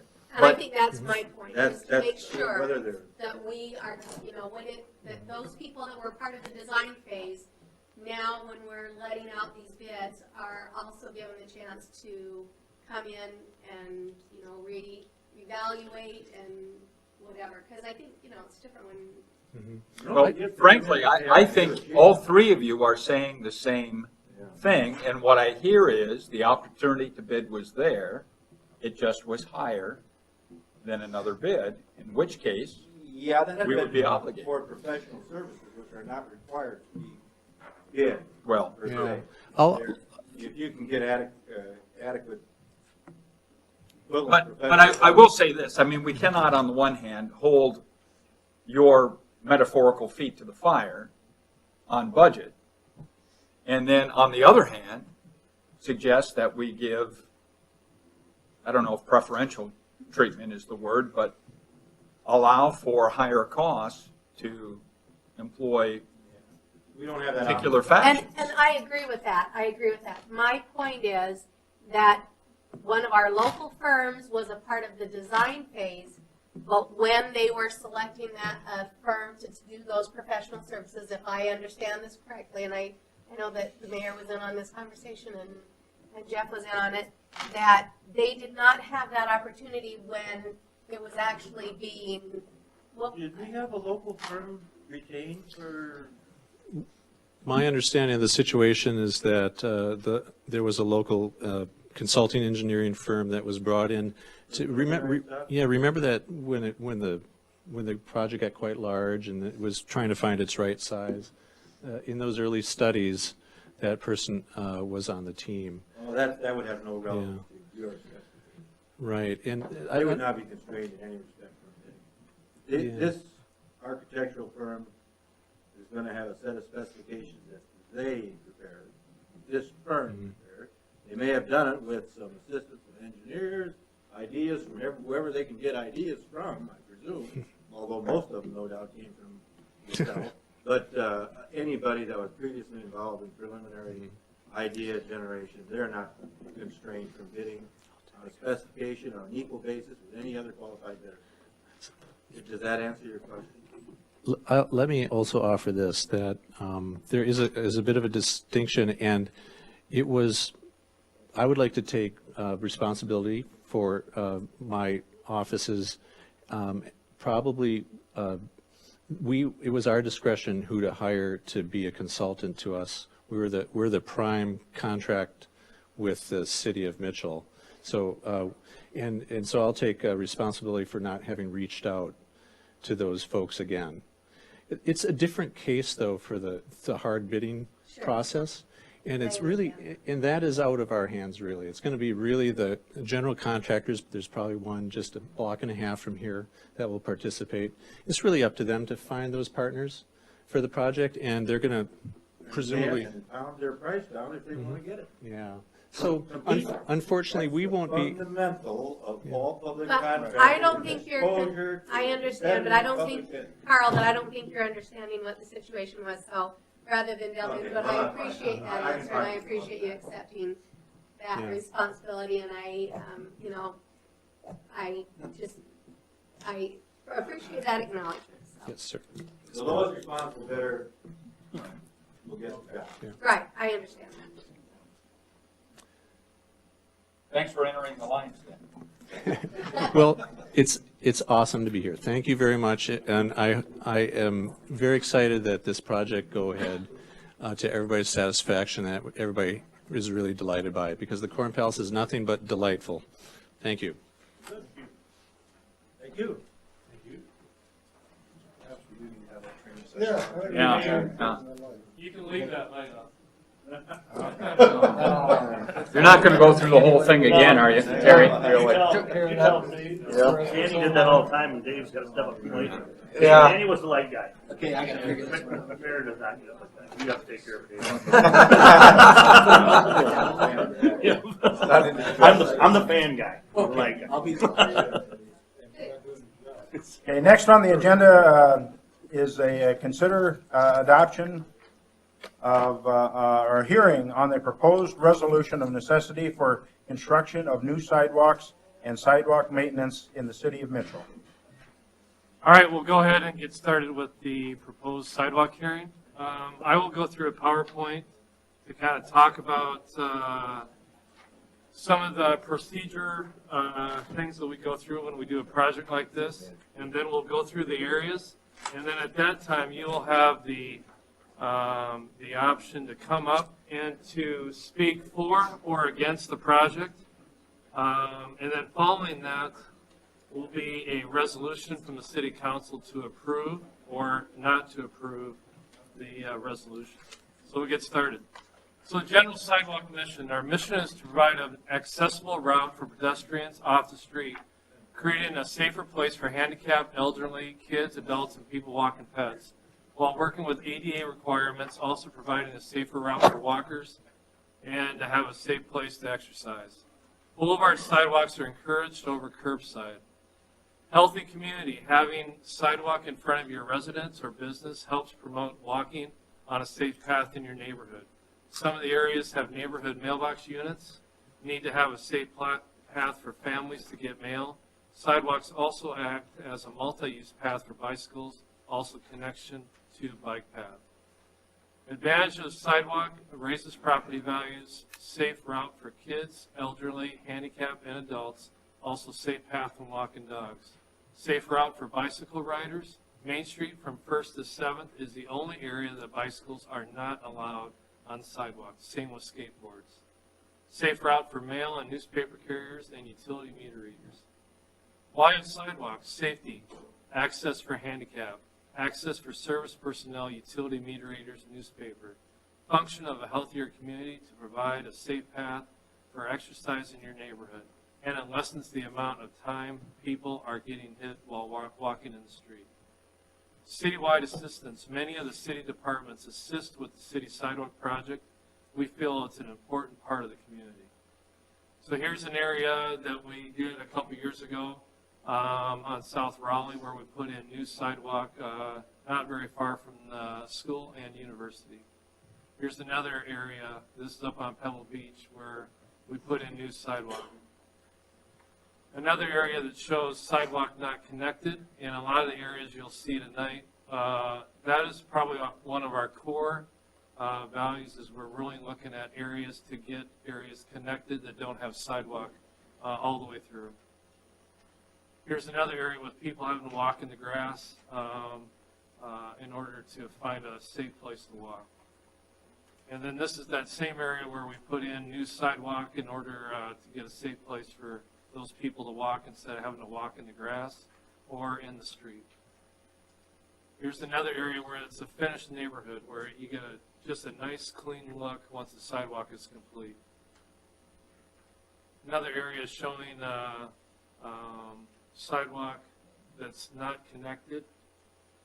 And then this is basically across the street, but it shows where sidewalk was connected and a new sidewalk going. This is on North Gamble. This is an area that's actually curbside. This is one reason why we kind of try to get away from curbside sidewalk, just because the street department doesn't clean all areas that have curbside sidewalk. We only clean certain areas of town, like on Sanborn and Havens. No, we don't do sand. I gotta remember. Yeah, there's just no place to pile the snow, so when we're going along, we'll create that furrow along there while the property owners have to clean their sidewalk, so they really have no place to put the snow other than on their property, because if they throw it back on the street, it just gets thrown right along that curb. So here's another one. This is actually curbside sidewalk, and the guy just shoveled enough path for their sidewalk. So that's reasons why we try to get away from curbside sidewalk if we can. Well, that happens everywhere. That doesn't just happen curbside. Why sidewalks? This is from the federal guideline. From the federal guidelines, sidewalks form the backbone of the pedestrian network. Sidewalks reduce the incidence of pedestrian collisions, injuries, and deaths in residential areas and along roadways. Without sidewalks, public rights-of-way are inaccessible to all pedestrians, including people with disabilities, and have to share with motorists. Access to public transportation is restricted, and children do not have a safe play areas. The decision to install sidewalks should not be optional. It should be a mandatory requirement in all urban areas and commercial districts where the public is invited. It is up to cities to make the transition to have sidewalk installed in existing areas. Section 504 of the Disabilities Act is all municipalities that employ over 50 people must provide access to all public buildings. Also install ramps to intersections that have sidewalks so the public handicap can get access to the sidewalk. So if you live on a corner where we have to put in the handicap ramp, the city pays for the handicap ramp. This created national awareness to people with disabilities. There may be people that live in your neighborhood that have disabilities or people that visit your neighborhood with disabilities. Imagine yourself in a wheelchair, walker, or motorized chair. Imagine yourself partially blind with a white cane. These people are either in your neighborhood or they visit people in your neighborhood. Codified Law 9-2-3 is installation and construction of sidewalks shall be required as a condition of issuance of all building permits in the city as follows. All new residential construction for single or multifamily housing within the city for all sides of the property which face the curved street. All commercial construction or renovation for all sides of the property which face the curved street. State law basically says notice was sent to property owners to construct or repair sidewalks. Service of notice contents as the governing body deems it necessary to construct, rebuild, or repair any sidewalk. It shall notify the owners of lots adjoining such sidewalk to construct, rebuild, or repair the sidewalk at their own expense within a time designated. Such notice shall be in writing and either be served personally or by return receipt mail on each owner or by publication once in each week for 2 consecutive weeks. It shall set forth the character of the work and the time within it is to be done. Such notice may be general as to the owners, but shall be specific as to the description of the lots. So the notices that you guys received in the mail, this is the state law that we had to follow that notice. Municipal construction or repair on failure by an adjoining owner if such sidewalk is not constructed, reconstructed, or repaired in the manner and within the time prescribed, the governing body by resolution may cause the work to be done by day labor or by job. If the amount of the contract is less than the amount provided, it is not necessary to advertise for bids. So here's a corner ramp. The ramp from basically here all the way to here, all this area is paid for by the city. So basically this area here and this area is all paid for by the city. And now we've kind of changed the area that we pave. We put this all in concrete too, so it's less maintenance. You don't have weeds and stuff growing up in this little area also. So we concrete this whole area. This is your property line here and here, so that is the area you're responsible for. City will pay for the corner. Advantages: maintain the enforcement of codified laws, new home and commercial businesses, landscaping in the way of future sidewalk. City absorbs extra costs, retaining wall, regrading driveways, replacing sprinkler system, and regrading yards. Ground elevation is built up. Property owner having to reseed yard and loses landscaping in the way of the sidewalk. The city doesn't replace landscaping. Sidewalk costs will continue to raise as labor rates and cost of materials raise. So here's a picture of a driveway not meeting ADA. So if you have a driveway that's like this section in here is supposed to be 1/4 inch per foot or 2%. And then this we try to get under 12%. Otherwise we have cars grinding on the bottom of the cars. So we would come in and we would replace this whole area here. And if your back driveway is too steep to where we can't meet this slope, then we will come back and replace part of the driveway. So here's what it looks like if we come in and we have to replace part of the approach. Part of the driveway, we replace it like this. This would be the property owner's cost going through the 5-foot wide sidewalk, and then this would be city cost in order to meet ADA. Terry, as long as you're talking about this, why don't you, for the benefit of the people who may not have been here, talk about the decision tonight about if you do it Yeah, yourself. I will here. Okay, so back with what Mel was just talking about. If the city contractor would do the sidewalk work, then the city would pay for this expense and for the approach expense and to fix any irrigation. If the homeowner decided to hire their own contractor, the city did not pay for some of those extra expenses like fixing driveways, things like that. The sidewalk committee voted tonight to change that policy to where the city will pay for those extra expenses, just so it is overseen by the engineering department to make sure the forms are set at the right height and make sure it's all done according to city specifications. And we will pay either the homeowner or the contractor that did the work at the actual city bid rates and not at their own rates. We would pay it at the same rate that we would pay our own city contractor. Okay, so sidewalk specifications, max cross slope at 2%, longitudinal slope of 1 and 12 or 8.3, width to be 5 feet wide, curb side is 7, thickness to be 4 inch of concrete laid on a 2-inch gravel cushion. Heavy driveways are 6 inch, concrete quality to be 6-bag mix, expansion joints to be every 50 feet with a 1/2 inch thick pre-molded joint. Finish to be wood float or broom finish. No steel trowel shall be used in the final finish. Smooth and broom finish. Edging tools shall be used on all edges. Control joints shall be cut or grooved to a minimum of a quarter inch and shall be made into blocks of substantial equal sizes. Finished blocks should be protected from drying out during hot and or windy weather, wet and cold weather. Form inspection by the engineering department shall be required prior to placement of the concrete. Property owner will be required to seed the grass that was disturbed. Contractor will make sure soil is placed on the top of the sidewalk.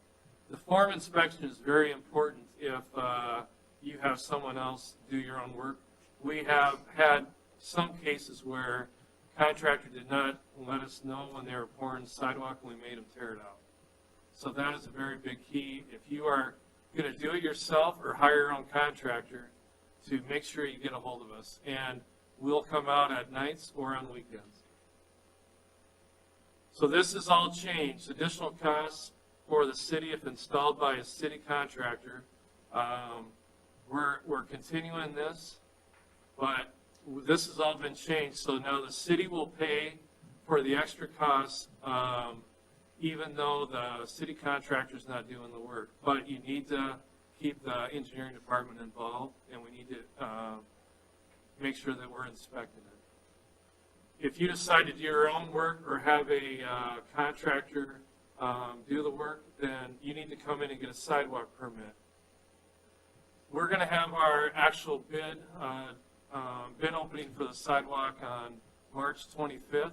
At that time, we'll know what our prices will be.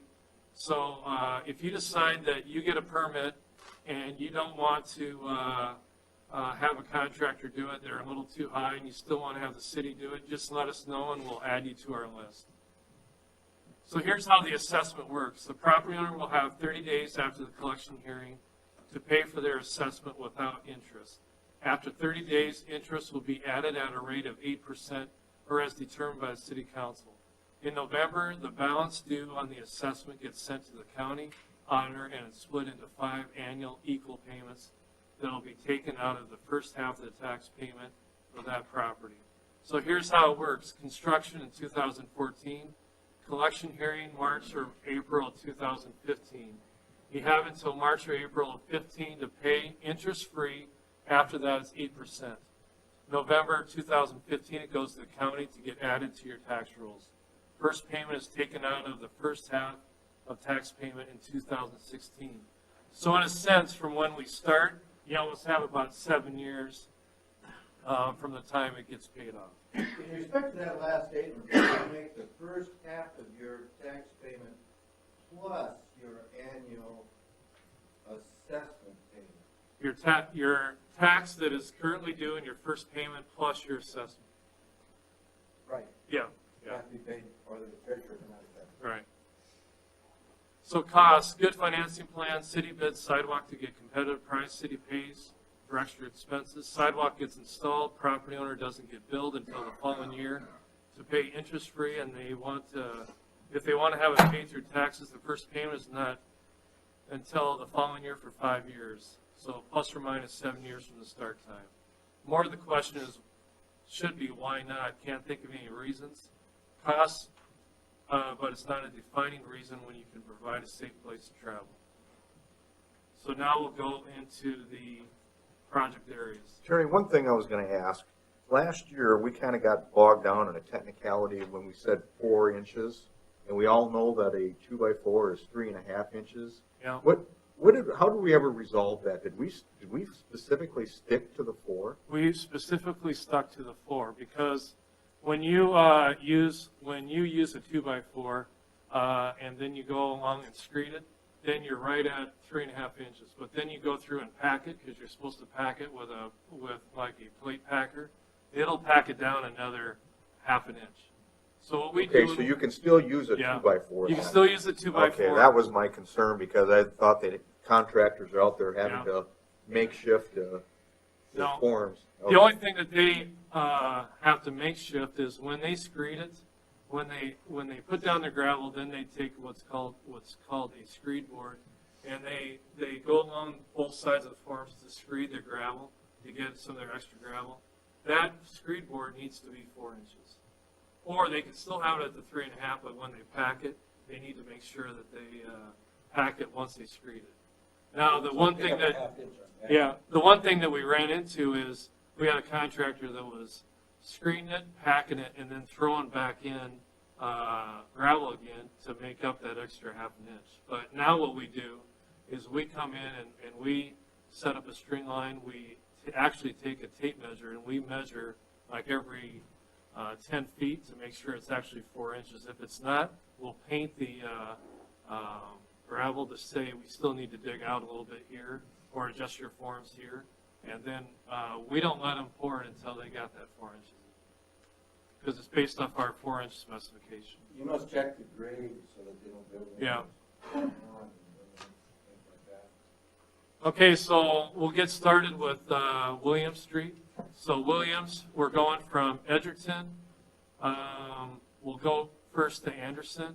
We're filling in all the empty spaces on the north side of, both the north side and south side of that street, up to Anderson, and then from Anderson to Miller, we're on the south side of the street.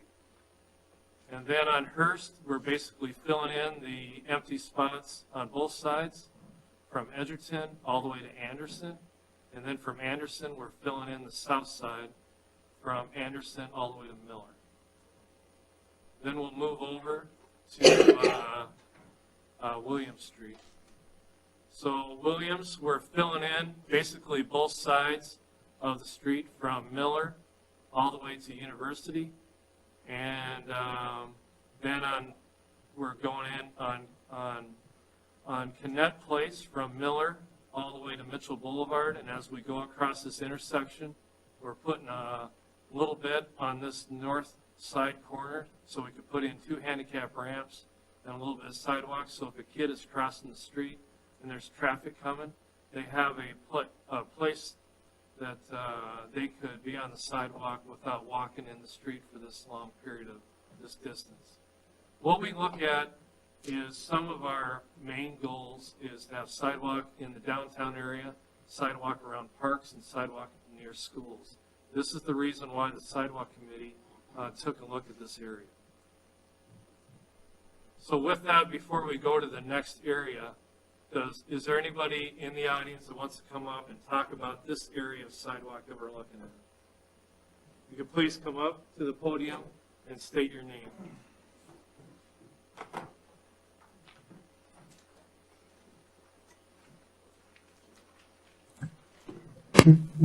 Mr. Mayor, council members, my name is Rose Carson.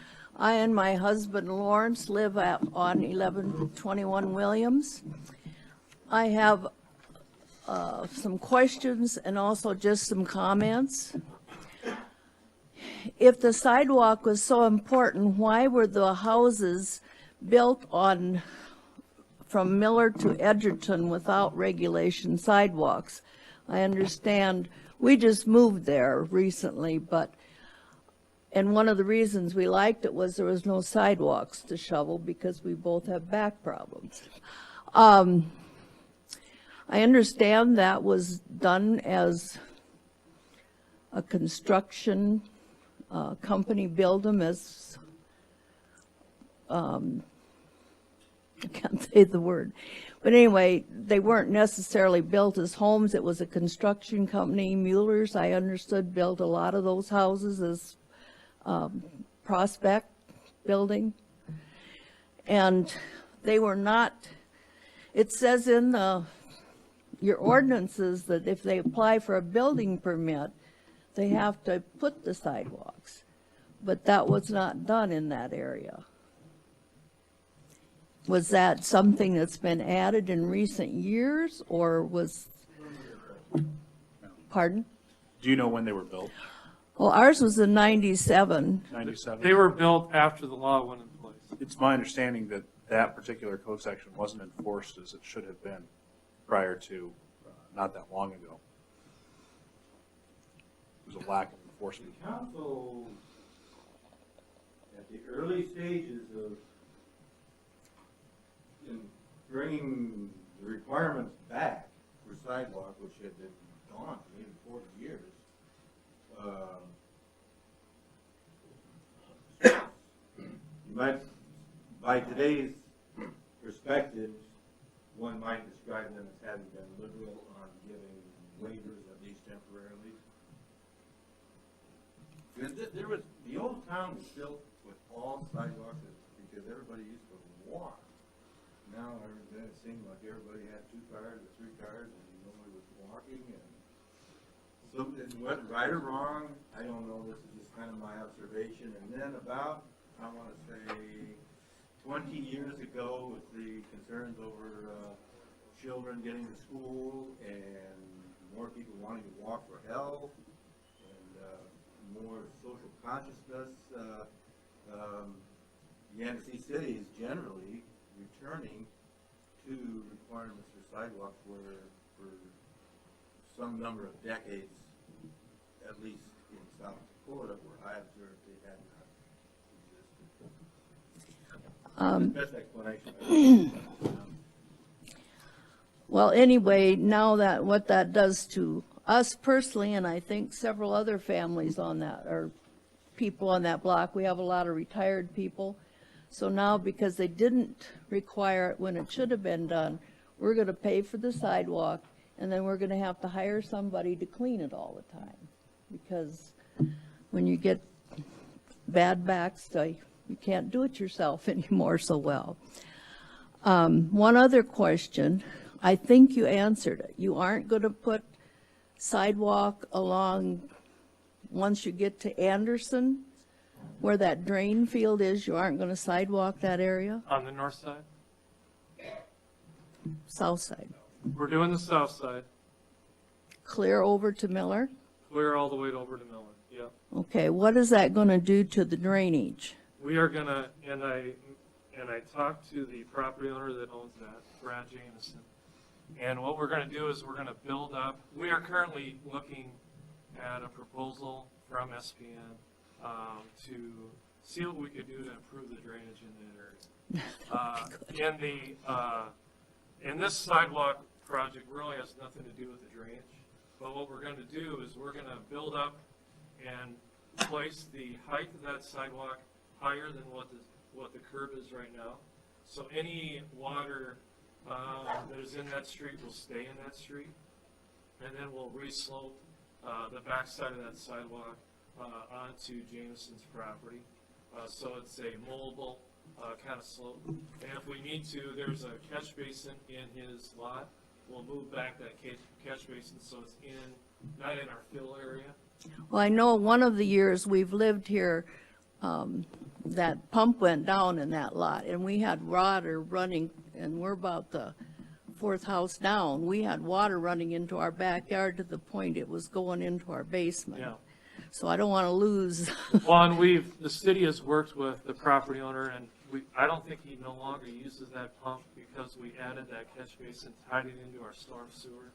And what we'll probably end up doing is adjusting that catch basin more into his lot, so it is away from the sidewalk area. Okay.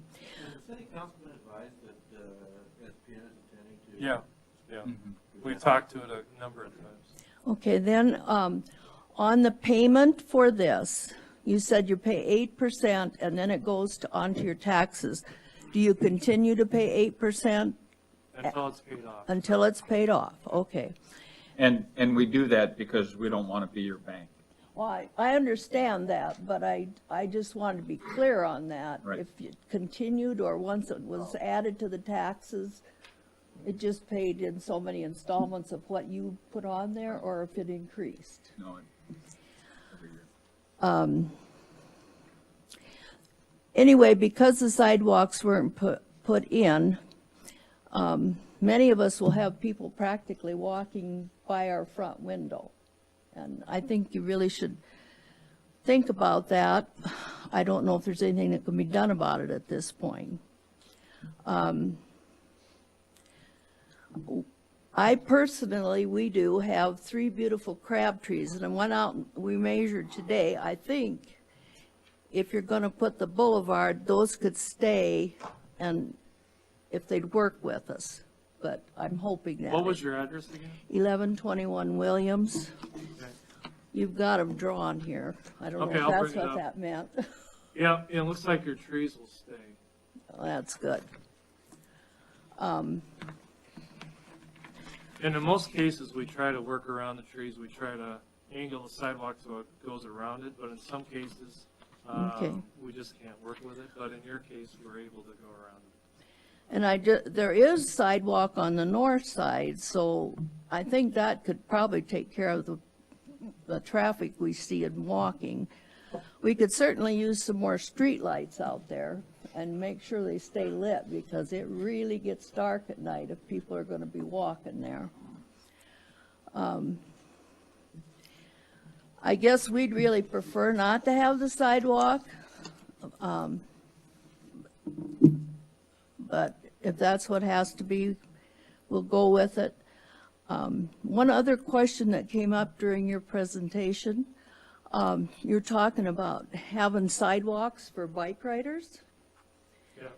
I taught bike safety for quite a few years, and at that time, unless they've changed the South Dakota laws or you've overridden them with your city council, we were teaching people that they had to ride them on the street, that they are considered traffic unless they have a specified bike path. And I don't know, that's been probably 10 years ago.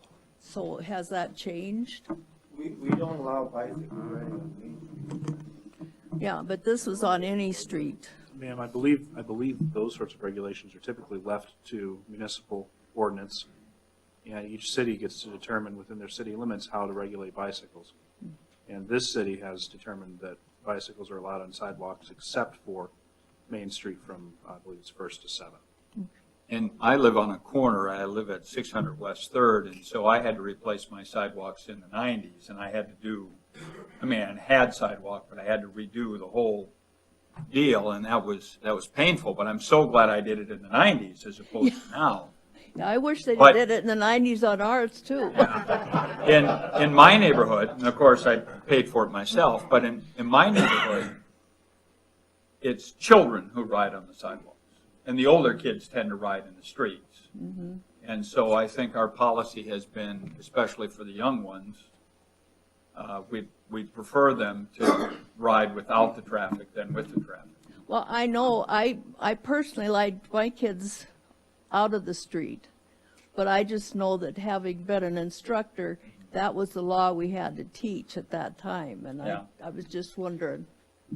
Thank you for your time. This here is her address. And I think her crab tree is about right here. Is that right? The one in the middle is, This one? there's two on the, where the, Yeah, would be in there's the. one by your driveway, Yeah. bush there. Then we got one in the middle too, and I think that sidewalk would come just right Okay. to it. Yeah, so we should be fine. In this case, in her case, her cross slope on her driveway was just a little over 2%. I use a guide of 3% before I start tearing it out. So we'll be able to leave her driveway. And in most cases along Williams, where the newer houses are, they followed the city code for the driveways, so we don't have to replace, I don't think we're replacing any on Williams in this stretch. They're anticipated. Yeah. Thank you for your time. Thank you. There's somebody else. Can you come up to the microphone, because we're on the internet and people tell us all the time they Sound watch doesn't work. and they can't hear.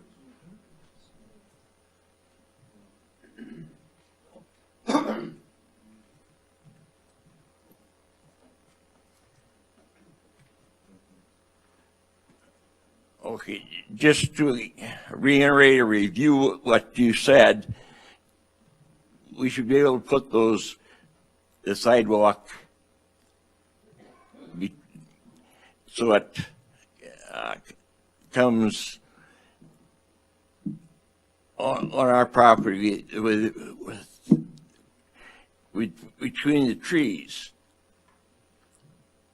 Right? Correct, Right. yeah. And then the next neighbors, I'm not gonna say that I say anything, but he's gonna lose some trees because he got some beautiful shrubs there. Well, you could Maybe. call me, or you could have your neighbor call me, and I'll come out and meet with you, and then we'll see what, how we can align the path, or if we gotta take out some trees, we can take out some trees. No, we'll, you want to take trees out, come out and see me, but tonight I think you said you leave the trees in. We try to leave the trees in, but there's some cases where we may have to take out some. But we will take a look at it and come up with the best scenario. According to who? According to you and according to I. So we will work together. It would be something that we have, can negotiate on Yes, anyway. yeah, Okay, thank you. yeah.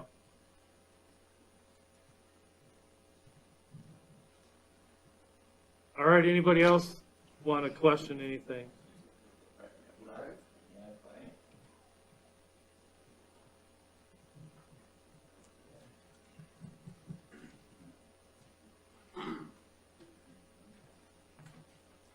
I'm Blaze Bender. I live Can at you 80. move? There you go. There you go. I'm Blaze Bender. I live at 801 Williams Avenue, and I think I'm kind of speaking for Tom too. I don't know if you're coming up here or not, but what was I gonna say? Well, I guess it's getting awful close to the house, I guess, is my biggest concern on everything. I'm actually 12 foot from the house after the curb walk goes in. And I was also wanted to know if that curb was going to be replaced too, or is it, how is that? Is that like an integral type curb walk, or Oh, with your driveway? just all of it? Oh, we 'Cause wouldn't you had replace- curb walk, until you pass the house, I Yeah. guess. If it's, in your case, we put it curbside just because you're so close to the house. The city would pay for the extra 2 feet, and the only thing you're charged is the 5 feet. So you're charged a regular 5 feet, city pays for the extra 2 feet, just because in your case, being your house is so close.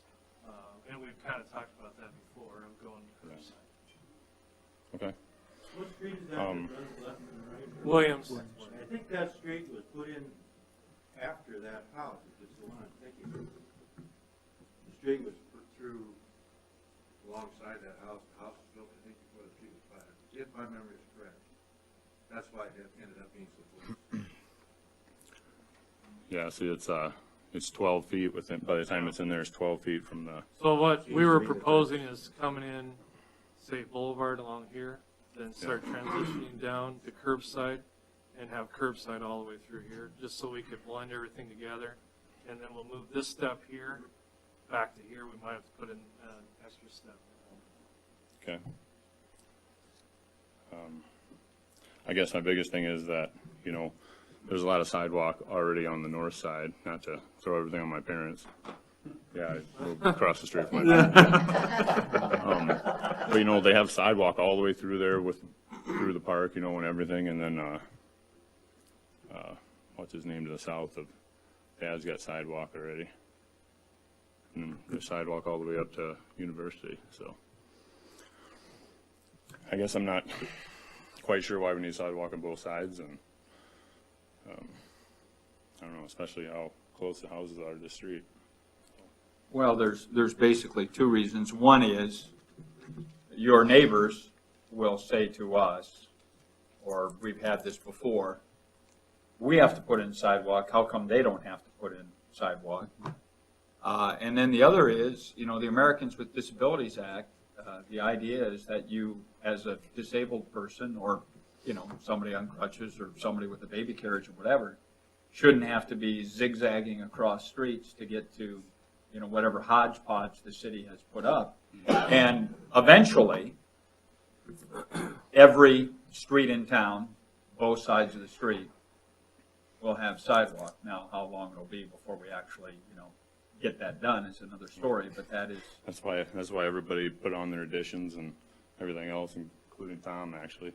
You know, because they were saying there will never be sidewalks through here, and obviously things change, right. Laws change and everything, but I guess it's just kind of disappointing that 12 feet from my kid's bedroom, basically, that there's going to be. The city council at the time, and at the time since, have elected to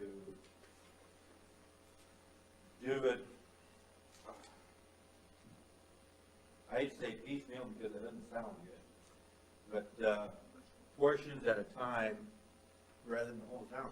Now, 20 years ago, Brookings did their whole town, and there was a mile out of town along a platted road that was someday going to be a subdivision. There was sidewalks. So, Blaze, even if they. And the do this city of with Mitchell just curbside, chose a different you'll have methodology. still just 12 feet. Or even if it's curbside. Yeah, even if it's curbside. Yeah. I just measured it to make sure. Jerry, do the power poles present an issue? On this. What? Seriously, No, because they're in a boulevard, so the sidewalk would be over here. sidewalk would be right outside their front door. And I understand about, I'm sorry, Monica Myers. We live just on the west side of Blaze. But, you know, we're all for supporting the sidewalks.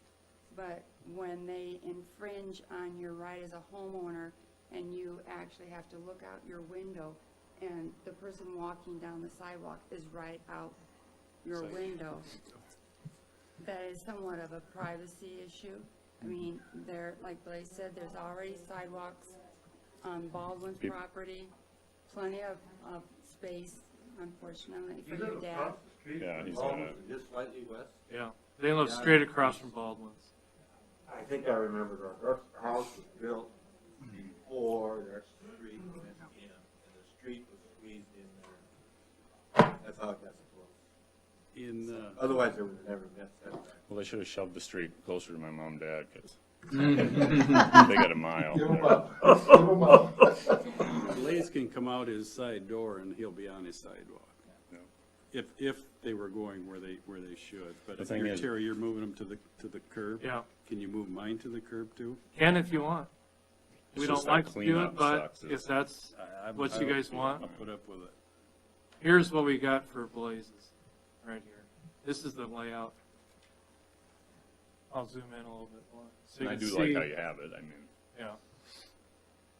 From basically the bushes where his front door would be, we move it all the way to the curb line.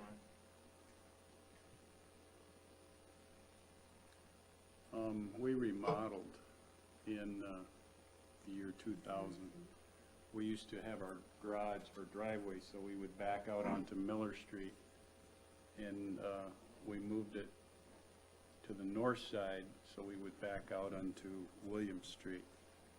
And at the time, I had the city planner come over, and he looked down towards Blazes Street, and he said, no, there'll never be sidewalks here. Never. I'm not against sidewalks, I'm just, I live on Pebble Beach Road, and we were always told the same thing, so I understand that. And we were always told, oh, you'll be exempt. So I do understand that. It's one of those things, but as Bill has People I'm not against literally go sidewalks. across the street to go to the side with more room. People, Yeah. But when they come through our house, Yeah. it's a little different. And You know, when you say the way the sidewalk is planned right now, it would take out my river birch. But if you move it curbside, you'll miss it. But anybody riding their bike or walking down that sidewalk is still gonna have my tree in their line of vision. And the same with our evergreen trees. You can butt up against it, but those trees are still gonna be there. And I do have to disagree slightly with the statement that came in the letter that sidewalks outlast, landscaping and trees, but you can walk around anywhere and see sidewalks that have broken up within 5-6 years. I mean, you were talking earlier about having to repair some of the sidewalks. So I think our biggest concern is the fact that, those two homes on that block, I mean, we're very, very close to the sidewalks that are being proposed, and, it's just, with there being sidewalk on the other side of the street, and I understand, they shouldn't have to zigzag back and forth, but it's a very short stretch of street, and people will literally go across the street to be on a sidewalk You know, where they and don't I- feel like they're in somebody's I yard. hear what you're saying. Well, they'll say, well, how come they don't have to put sidewalks in? Well, if you walk out your front door and you're on the city sidewalk, maybe they would make an exception for you as well. Terry, I was just wondering if there's ever a condition where we can make the sidewalk narrower. Narrower than what? What's the width that we normally? 5 feet is our minimum. I mean, we'll do a spot change of 4 feet. Why is curb walk 2 foot wider? Because you're of- incorporating the curb, but what about that? Because of safety of safety, signs, fire hydrants, lights. I will go down to 6 foot wide. So in your case, I will go down to 6 foot wide, but I won't go any lower than that. And part of that is dictated by the federal law as Yeah. well. Yeah. So curb is wider? Curbside's wider just because, traffic is running right along the curb, and then you got people that are walking down the curbside sidewalk right up against cars. So then you guys will open up your car door, and then it'll be an issue of safety. So that's why we've gone to 7 foot wide. But I will go down to 6, and that's the minimum. Kind of a different situation in this area. We're talking a whole block, and we only have 2 houses on that whole block. In that area, that's a little different. Terry, are we designing sidewalk on the north side of, right across the street from these guys? I Yeah. know that that's also in. Yep, it's on That's in both this sides. plan. Yep, to be fair to both. And this is actually the drawing of their property. So, here's the birch tree that we were just talking about, so we're going around that birch tree, and then we're joining on with the existing sidewalk. Now, if you want to go curbside, that would be fine. The only thing we'd have to do is redo this approach, just because it doesn't meet ADA right now. And then, if you want, and then that way it'd be farther away from those evergreens, or we could even adjust it some.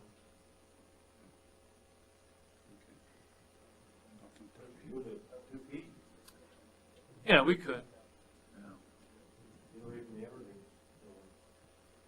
And we could redo this approach and have it like a 4 foot boulevard or 5 foot boulevard and give us a little bit more room.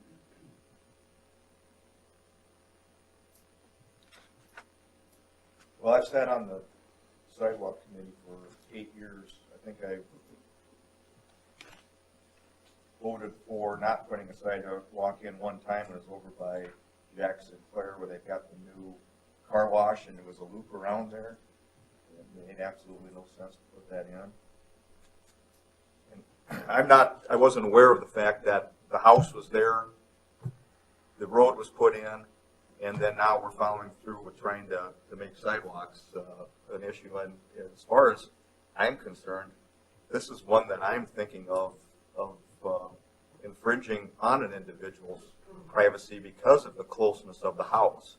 Since the house was existing, then the road. Otherwise, we never would meet that setback. No. Talk about a reverse issue with planning commission is, why did you put the road so close to my house? We actually, the Fenskys across the street of Mitchell Boulevard to the east actually have the same problem. I mean, they're not quite as close, but he's out of town, otherwise he'd be here too.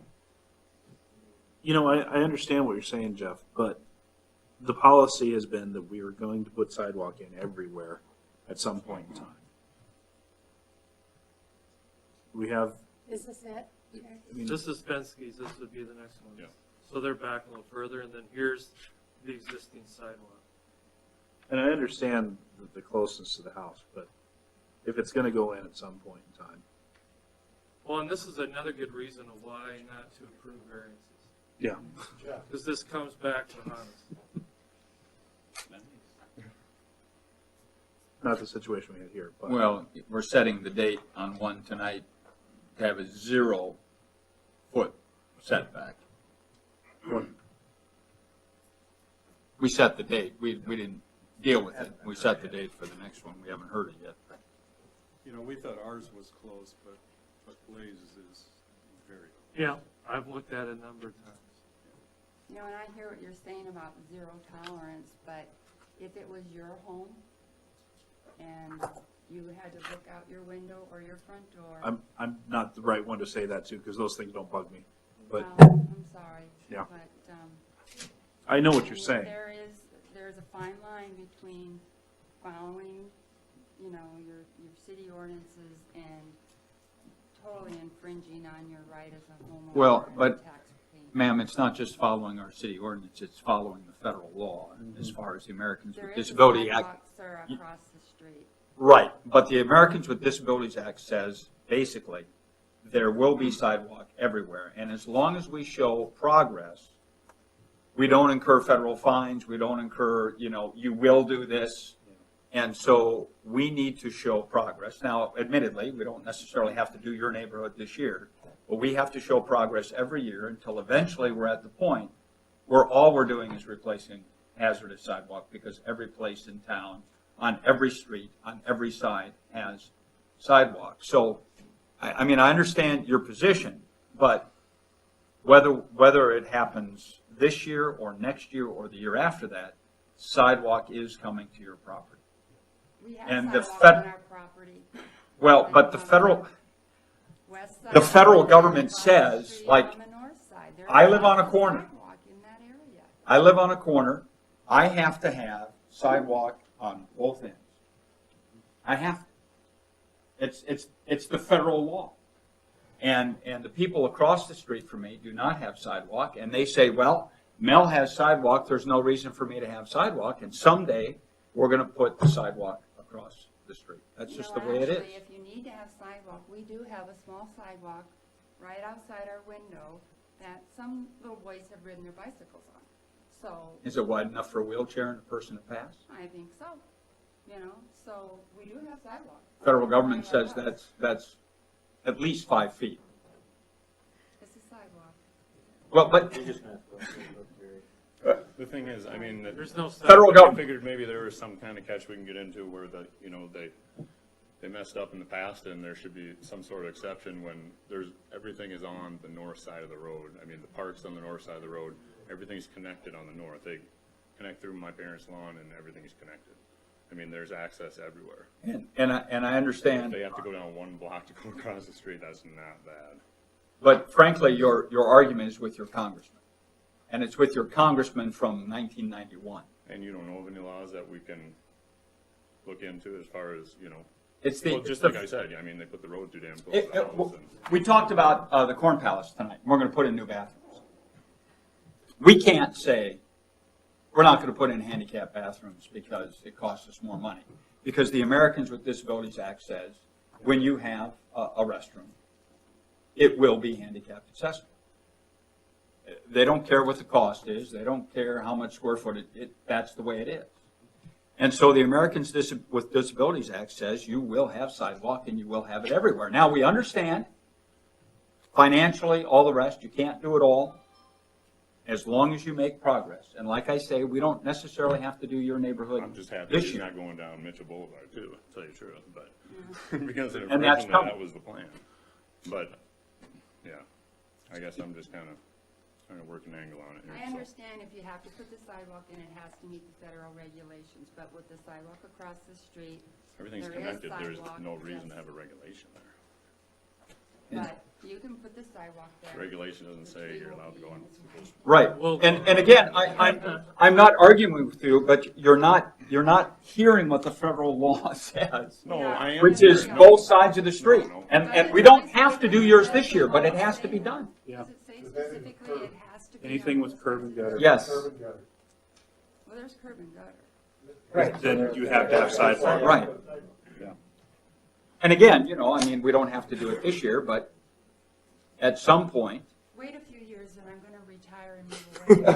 Well, and then what's going to happen is you're going to do what this elderly couple did. You're going to move somewhere, and then there's going to be some other regulation. I'll double check everything. But Thank you. yeah, Thanks for your time, guys. Thank you. you can double check all you want, but we, for example, this council could give you a promise, and it's only as good as long as we serve. So the idea that somebody, you know, 10 years ago told you something, They're running on oil. yeah. Well, the contractors all opposed it because they don't pay for it. Any waiver is only temporary. That's right. Anyone else for this area? Yeah, isn't that nice? All right. Privacy, Google Earth. Let's move to the next area. This is on South Edmonds up by Dry Run Creek. There is one section that doesn't have sidewalk, and the city is going to connect to the bike trails. Is there anybody in this area that wants to comment? Okay, so we'll move to the last area.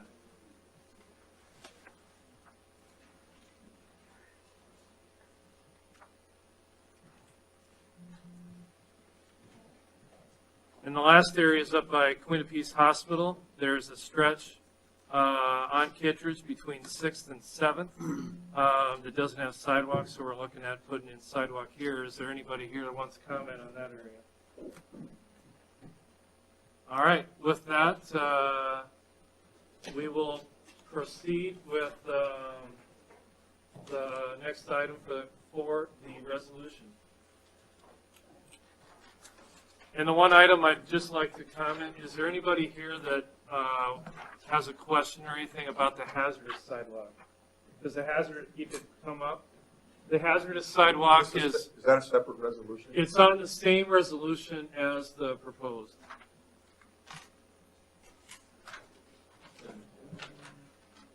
Here comes somebody. Yes.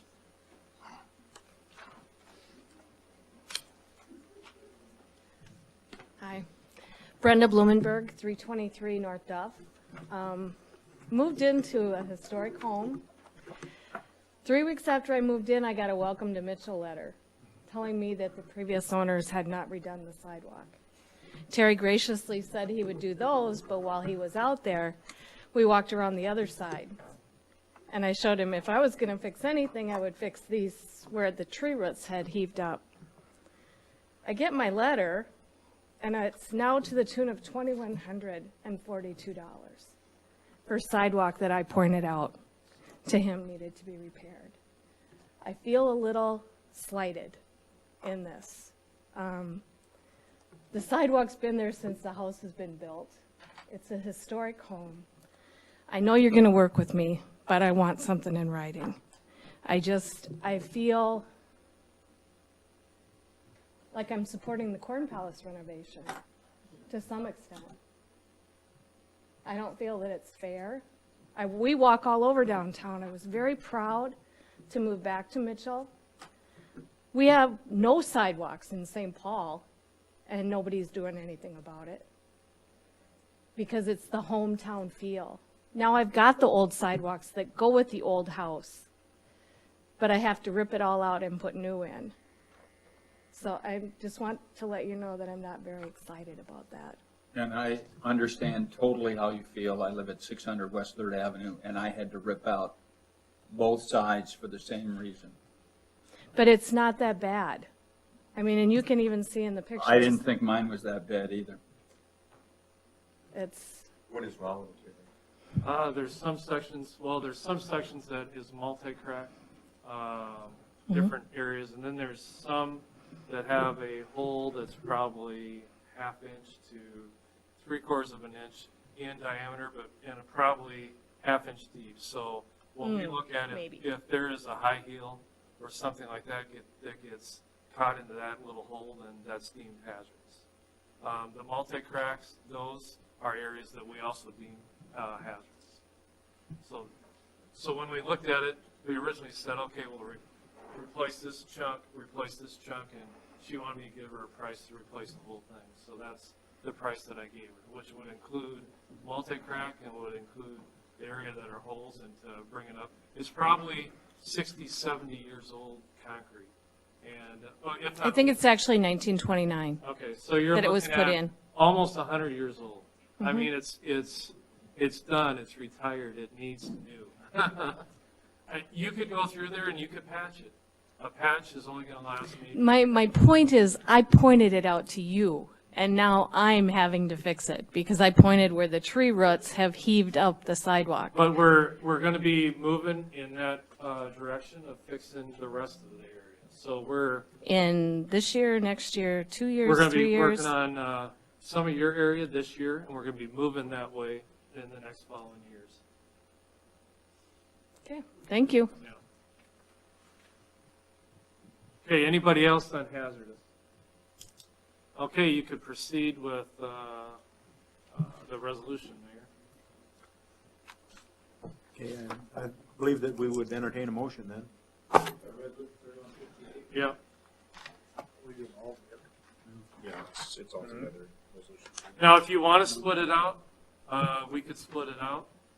I would like to make a motion to remove Blaze Bender and Tom Myers and vote on that separately. Okay. Have a second on that motion? Okay. A motion has been made to remove the Meyer Bender properties from the resolution. Any further discussion? All those in favor say aye. Aye. Opposed? No. Nay. Roll call, please. Smith, Aye. Darks, Aye. Carlson, No. Barrington, Aye. Dozier, Tronis, No. Rice, No. Olson. No. 5 no and 3 yes. And the motion fails for lack of quorum or majority. That being the case. Well, I just want to make a quick comment if I could. I understand their concern, but I think if you start doing that, then you create a situation like this elderly couple had. Back in the day, they told us we didn't have to, whatever. And you create a situation, and I tried, and of course, people who aren't familiar with politics don't get it. Well, when I was in the legislature, promise was good for 2 years, because then you had an election. And I look around the table, and the three of us are the only ones left from a few years ago. And so now you have a majority of the council that doesn't have any experience with, doesn't remember, doesn't have any investment in, has no reason to care about or carry through any promise that the three of us might have made. So, I think we either do the sidewalk in the neighborhoods, And if we don't want to do this neighborhood, that's fine, we can do a different neighborhood. But once you start saying the people across the street paid, and we're forced to pay, and we're forced to put it in, and that's good enough, I think the whole system comes falling apart. And Mel, with all due respect, I understand what you're saying, but I also heard you previously tonight say we need to pick our battles sometimes. And sometimes, you know, there are extenuating circumstances that would require, you know, yeah, at some point that's going to happen. But does it have to happen this year? Does it have to happen? I mean, we don't know how long it'll take, but maybe where there are those extenuating circumstances, we should take that into consideration and find places where it doesn't create the hardship or the, you know, going in on people's privacy or whatever. I mean, you know, where maybe we choose a different place to focus in. Well, I've heard these arguments in various forms every year. Nobody wants to put the sidewalk in. In your neighborhood, for example, we heard a number of people say we were told there would never be sidewalk. And the reason we picked this neighborhood is because we're trying to connect up L.B. Williams. And so if we're not trying to connect the schools up, then we can do it haphazard. And my person, and again, I recognize I'm OCD, but my personal approach would be do an entire neighborhood. Don't leave that neighborhood until every single piece of sidewalk is done. Then move to another neighborhood rather than go willy-nilly, because then you do get these arguments.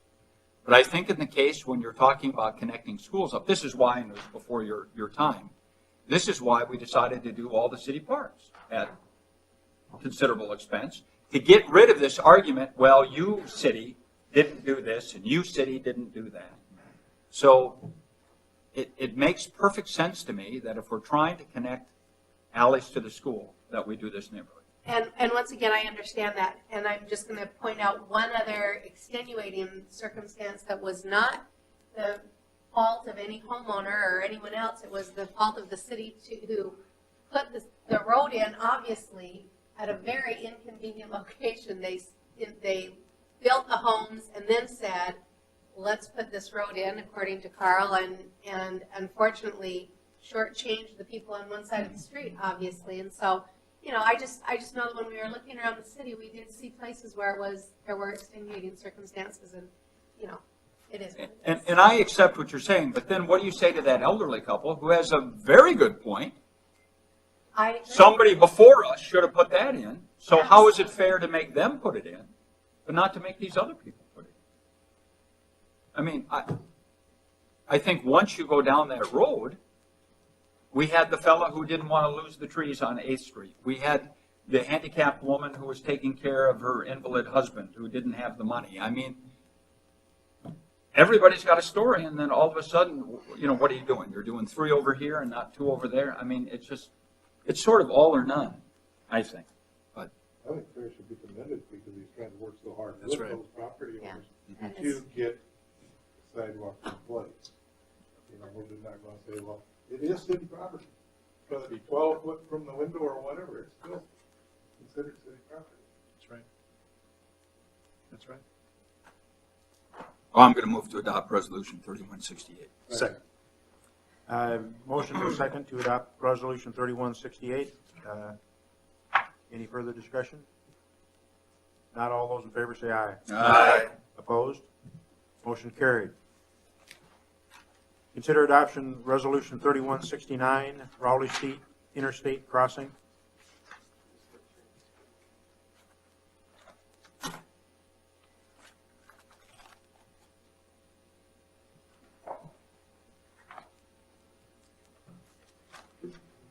Sheet 30 in your packet. This is a project that we talked about earlier, that the city and the state is going to take a look at this crossing, and the state is going to add this to their STIP. The city would be responsible for the bike path section on both sides and the wall, and then the state would be responsible for the embankment from there. So this is basically so we could get the ball rolling with the state, so the state could start looking at it and, you know, adding it to their project list. I understand that you, things going at, the sidewalks, that were pushed away from the road, but the slopes now will be pushed back with retaining wall. Yep, yep. Any idea when it would come up? No idea. Project, so 2015, 2016? Could be, yeah. I'll keep you updated as soon as I know of a timeline. With adding it to a state project usually takes another 3-4 years, so. Do you think there's any dollars out there anymore for bike paths, Jerry, or is that just kind of Well, left us? I still need to get caught up on doing the bike path grant that's on the bypass from Minnesota all the way to Main Street. I'm working on that grant right now. Okay. So that is another grant that we are working on. Okay. Those, of course, take, you know, a lot of time, and then different things you got to go through, different steps. But I think it's a way to get another bike path project done. So we are looking at that all on the south side from Minnesota all the way to Main Street, and then possibly maybe going a little bit to the north, going across that little island, and then on the west side of Main or Highway 37 up to 23rd Avenue. So then from there it would combine on the shoulders of the highway. And then with the, I think this year DOT is going to widen the bridge, the spillway bridge. So then we'll have an 8-foot wide pathway on there. So. I think this is a great idea with the development we're seeing on the south side of the interstate, so I'm going to move to adopt resolution 3170. Motion second to adopt resolution 3169. Any further discussion? All those in favor say aye. Aye. Opposed? Motion carried. Consider adoption resolution 3170, bridge inspection program for use with South Dakota DOT retainer contracts. All right, next page, page 31. Every year we hire bros to do some bridge inspections, and so this resolution is to hire Bros Engineering, and it will all go through SDDOT. We will pay for 20% of the cost. DOT pays for 80%. This money is already budgeted. The two bridges we'll be looking at is possibly West End Fishing Bridge. Is if, you know, things don't fall through and we end up not doing a bridge project this year, then they will need to inspect West End Fishing Bridge. Then the other bridge would be the Canal Bridge. So we would recommend Bros Engineering to do an inspection of our bridges. What they do is they give us a report. We take a look at that report, and if we need to make any maintenance changes or anything to the bridges, then we do that once we get the report. And how much was budgeted for this? Oh, that I'm not sure. I know Tim had it budgeted, but I don't remember how much we had. It's actually a federal requirement that bridges are inspected every 2 years. So it's using our STIP money or our bridge inspection money to do it on this federal level. So it's really a requirement that we have to do it. Move to adopt resolution 3170. Second. Motion second to adopt resolution 3170. Any further discussion? All those in favor say aye. Aye. Opposed? Motion carried. Consider adoption resolution 3171, hazardous sidewalks. Next page, page 32. These are new hazardous sidewalks that we looked at when we were doing that sidewalk tour, and then also up by the track. We're going to fix some of those areas up there. So these are areas to declare for hazardous sidewalk. And these weren't covered in the previous resolution? These were also letters that were sent in the previous resolution, but we also have to declare them hazardous as part of a separate resolution. So these property owners are notified already? They were in the previous resolution. The first resolution was declaring the necessity to do it. And this one actually declares them hazardous. Move to adopt resolution 3171. Second. Motion and a second to adopt resolution 3171. Discussion?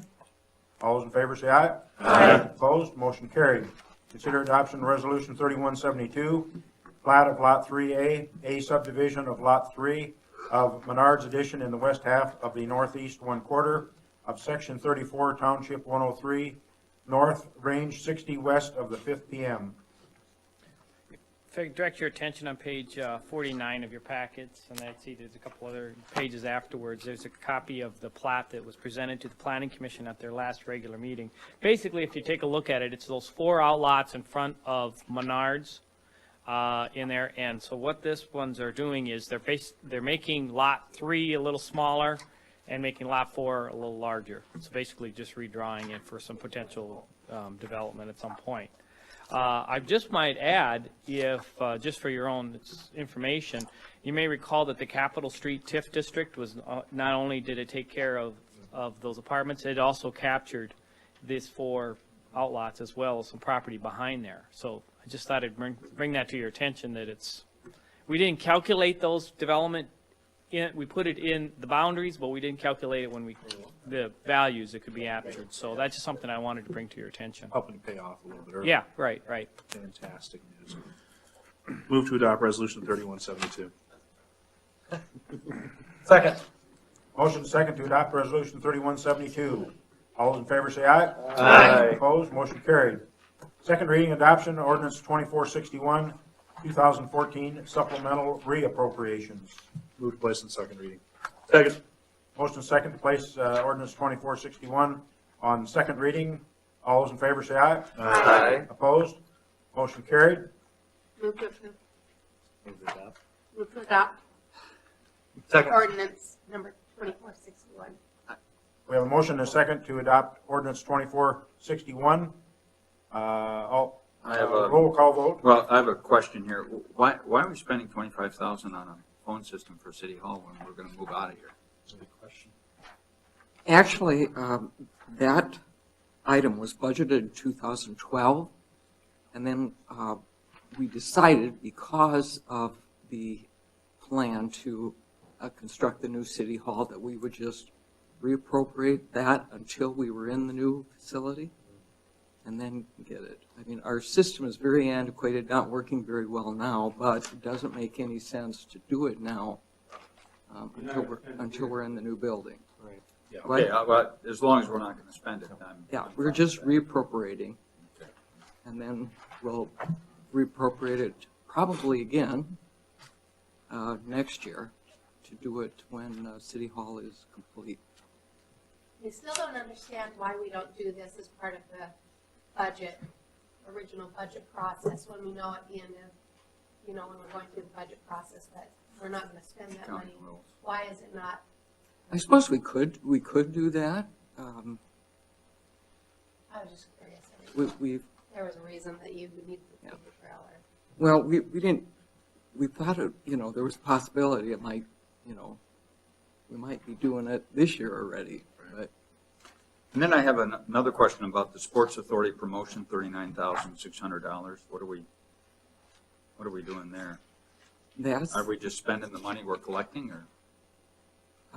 They will submit bills for items that have been approved by the Sports Authority for, promotional efforts. So we budgeted some last year, and I just reappropriated again so that if they, submit some more payments this year. Probably at some point, we should probably bring the Sports Authority in here, kind of give a recap of how things are going and what's happening. Ken actually heads up the committee. He's not busy enough, so he gets to jump on another committee and help out, but in reality, things are going extremely well. We've reached out to quite a few different associations, and we're actually seeing some events coming to town as a result of it. So maybe we'll get a few months down the road. Yep, I agree that it would be a good idea to. And one of the things that came out of our last meeting, that some of the motel owners were curious as to what is or isn't being done regarding that committee. And so we are now going to be sending out copies of the minutes of each meeting to all of the motel owners, so that they can see what action things that are being done by the committee. And I have one other question. I don't know if anybody knows, and it's just out of curiosity. On page 38, the Archeodome display, POENH. What is that? That was actually originally the grant to the Indian Village for the transportation displays out at their facility. We are now finally, in 14, going to wrap that grant up, and we'll be able to finalize it. So I've been reappropriating what was left of, the grant-eligible funds for that project. And we've had some recent payments on that, so we're hoping to wrap that up very soon. This was one of the reappropriations, was something we discussed in the department head meeting this morning. I think that all of us have heard the war stories of the past where entities of the government getting down to the end of their calendar year and having some money left over in their budget said, oh, we better spend it or we're going to lose it. By allowing the departments to carry over from one year to the next prevents that from happening. Yeah. I think it's good policy. I was just wondering what POEN meant. So. I don't know. That's a federal designation for that grant, so I don't even know what it means. Oh, well. We have a roll call vote on the adoption of ordinance. Can I ask one more quick question? Certainly. One more quick All one. Given the fact it's out kind of in Susan and I's area, the North Olman and Sawgrass drainage, we know that there's been complaints out in that area. What is that exactly? Is this going to address some of that? We are looking at extending the storm sewer that currently ends at Kemper. We're going to extend that to the south to about Torrey Pines. Oh, good. Because UBC ProBuild is going to probably extend Torrey Pines this year. Okay. So we have designed about 500 feet of storm sewer in-house, and we're going to be bidding that here probably in the next month or two. And then when ProBuild builds, that Torrey Pines, then we will run in some storm sewer, connect that existing storm sewer that runs through UBC and kind of redirect it to go north. That way it'll kind of relieve the storm sewer that's in that area. Yeah. We're also going to be looking at adding to that project, going up Arrowhead by that valley gutter that sits with water, and try to catch some of that water that's constantly sitting there and it doesn't drain well, try to add a catch basin there and then drain it into the storm sewer that was installed a couple years ago, being that main line is there. So we're going to be looking at those two different areas. So. Okay, very good, thank you. Okay, roll call vote on the adoption of 2461. Tronis? Aye. Barrington? Aye. Jarks? Aye. Olson? Aye. Smith? Aye. Carlson? Aye. Gosher? Rice? Aye. Motion carried. Second reading and adoption of ordinance 2462 supplemental appropriations. Move to place 2462 on second reading. Second. Motion second to place ordinance 2462 on second reading. All those in favor say aye. Aye. Opposed? Motion carried. Move to adopt. Second. Motion and a second to adopt ordinance 2462. Roll call vote, please. Carlson? Aye. Gosher? Smith? Aye. Jarks? Aye. Barrington? Aye. Olson? Aye. Rice? Aye. Tronis? Aye. Motion carried. First reading, ordinance 2463, rezoning the real property legally described as the east 45 feet of lots 7 and 8, block 14, Railroad Addition, City of Mitchell, South Dakota, 314 West Birch Avenue, and the west 45 feet of east 90 feet of lot 7, 8, block 14, Railroad Addition, City of Mitchell, South Dakota, 316 West Avenue, from public lands and institutions district, PL, to medium density residential district, or R3, and amending the official zoning map of the City of Mitchell. Terry's going to pull up a map here showing the zoning map of that, but in the meantime, I will direct your attention to the Planning Commission minutes, and you would see that the Planning Commission held a hearing on this request by Mr. Bates, who is here, to rezone this from its current designation of public lands to R3. You should have a copy of the zoning map, in a colored copy in your packet. If I could just direct your attention real quickly on this colored map, well, right there, yeah, where it says South Sanborn, that area where he's identifying with that area, that is public lands, and that blue is R3, single or multifamily or medium density residential.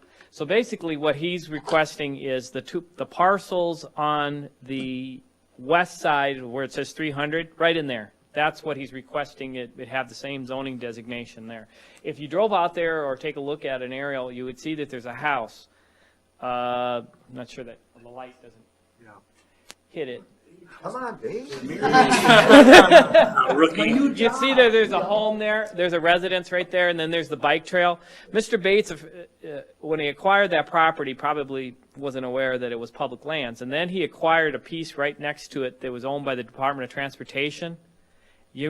Some of you may recall a while back, there was a proposal for a commercial, so that's basically what he's requesting. So what he's requesting is basically that blue section be extended over. And so the purpose of it, and if I'm misinterpreting, please correct me, is if and when he ever decided to put a residential improvement, he can't do that with its own public lands. Or if he issues to ever dispose of the property, they would have a residential zoning. And so that's the purpose. Does that make sense? So basically, he wants to make it brown, blue. And there's a little strip you see right up there on Sanborn. The city owns that. That's part of the bike trail. And there's no neighbors that spoke? No, there was no neighborhood opposition to it. The bike trail is entirely in that strip on the east side? Correct, because the city owns that little, that's why it's identified, that little 50-foot strip. And then just north, it's just the two lots. The property to the north is the city. Okay.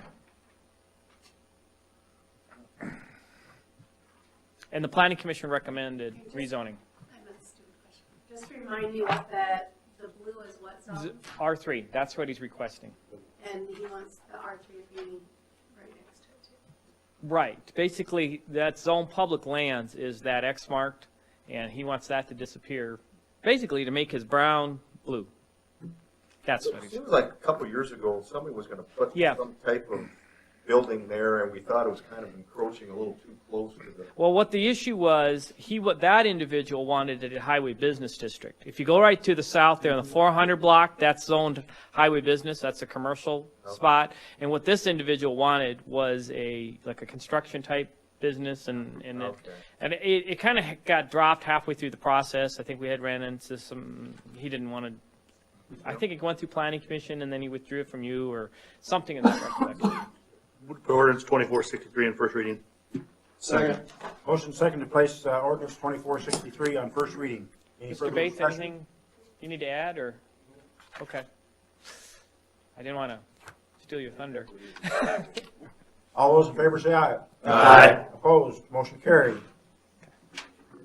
First reading, ordinance 2464, supplemental appropriations.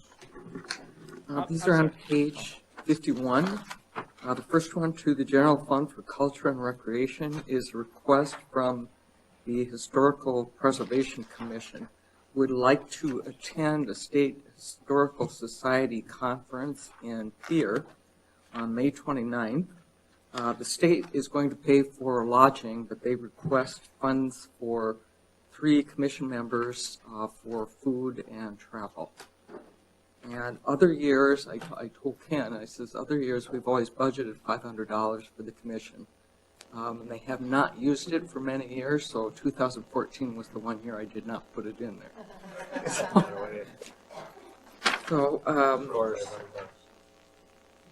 Special Revenue Fund, Parks and Recreation, Capital Equipment, Soccer Complex, in the amount of $13,500. That's from Park Cash.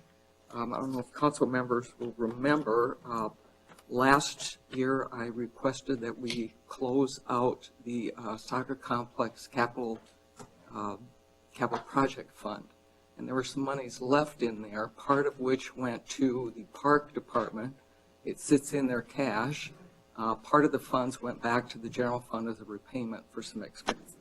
they want to move some of these funds from the cash to their budgets so they can do some goals out of the complex.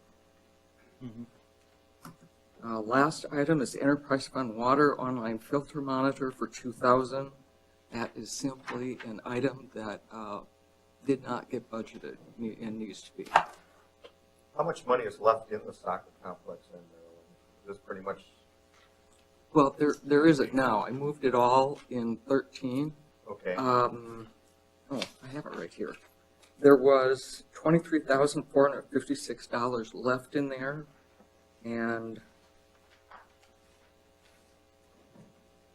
I want to say about 6,000 of that went to the general fund. The balance went to park. Okay.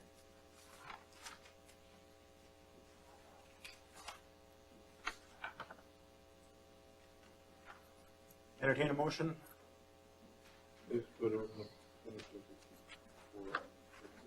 Second. Have a motion second to place ordinance 2464 on first reading. All those in favor say aye. Aye. Opposed, motion carried.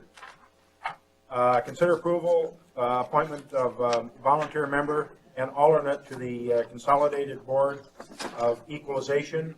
As most of us know, I guess, that each year homeowners, property owners are given the opportunity to appeal their property assessments, and a member of the city council is required to sit on that appeals board, as well as a member of the school board. And so we're looking for a volunteer to sit on that board of adjustment or appeals. Anyone wish to? It isn't all that bad. If you had asked that before that letter came out the other day. Well, that may be, but Not unless they're going up and down Main Street and reassessing 40 to 50%. That one was bad.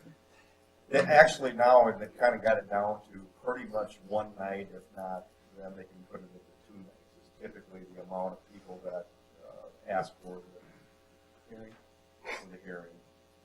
You know, Danny always did it.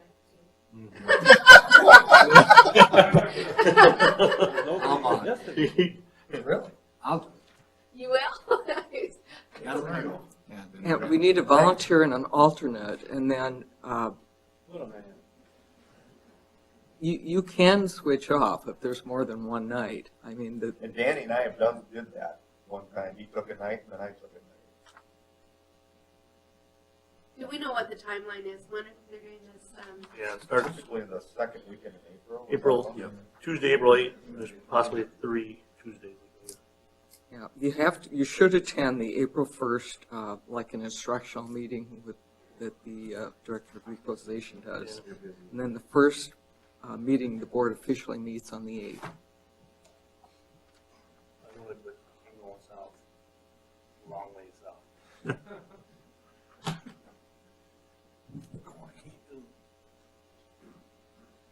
I will be gone for part of that, but I could be your wingman and hopefully between the two of us. okay, we have one individual as the member and one alternate, Dave Tronis and Susan Jarks. And I would entertain a motion then to approve that. Second. Motion second to approve their appointment. All those in favor say aye. Aye. Opposed, motion carried. Thank you. Yes, yes, thank you both. Consider approval, acknowledge the health insurance agreement for 2014. And I'm assuming this is a recommendation from the insurance committee. Yes. Okay, I'll move to approve. Second. There really isn't any Okay. action to be taken. Yeah, but- I've got a question because the document that they gave us in here doesn't, it's either mistyped or has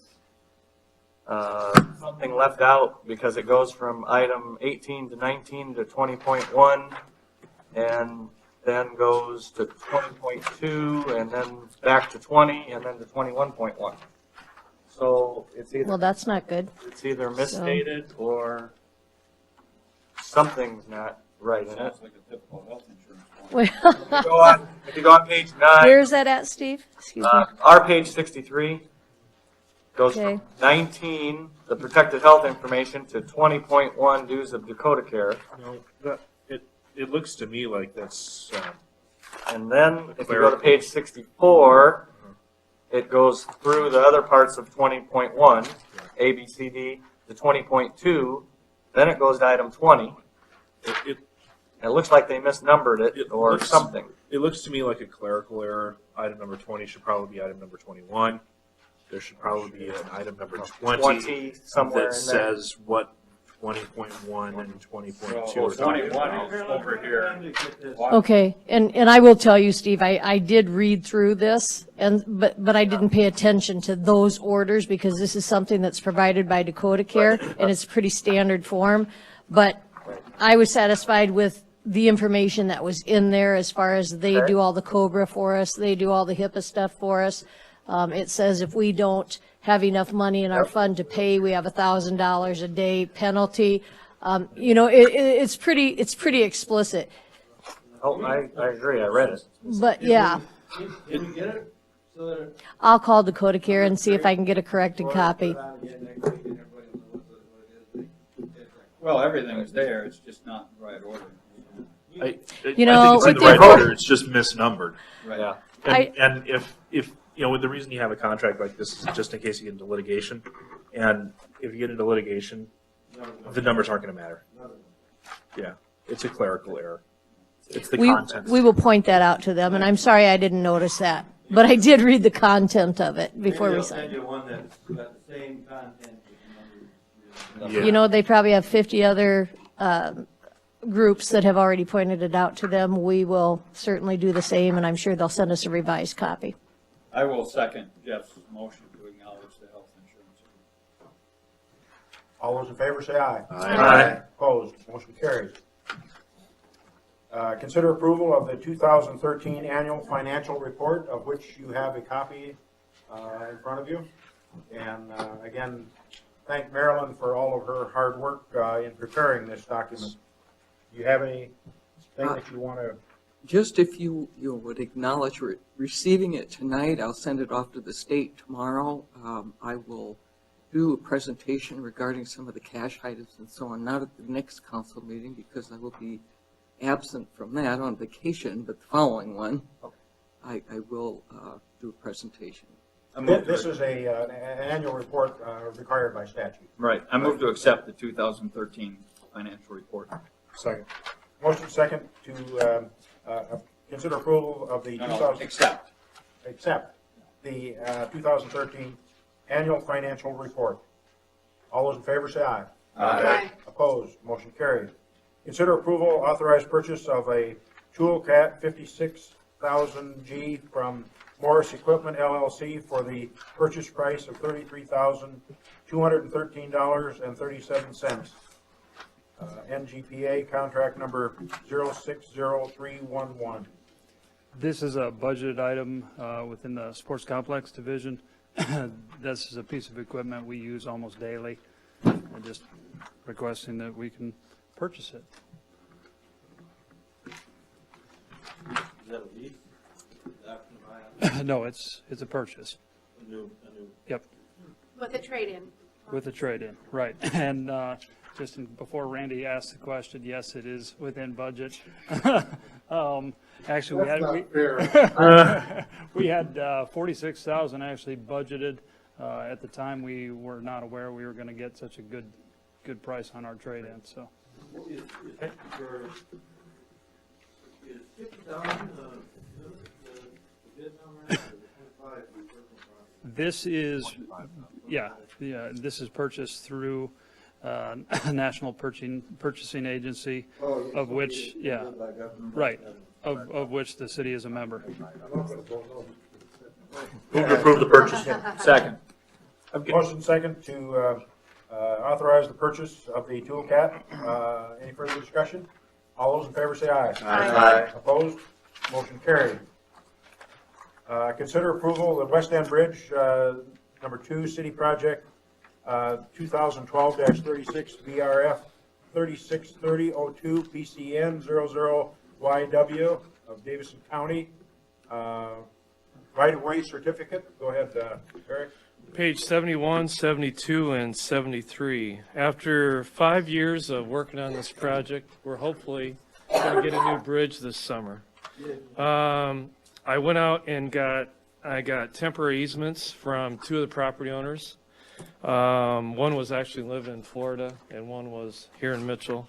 But we got that stuff, sent it to the state. The state was good with everything, so this is to certify the right-of-way certificate, utility certificate, and the bid letting. So we'll go through the right-of-way certificate. Basically, it says in accordance to provisions, city owns all the right-of-way, and we have acquired temporary easements in order to rebuild the bridge. The second sheet with the utility company, I've contacted the different companies that have utilities in the area, and none of them have any existing utilities in the area that need to be relocated, so that has been completed.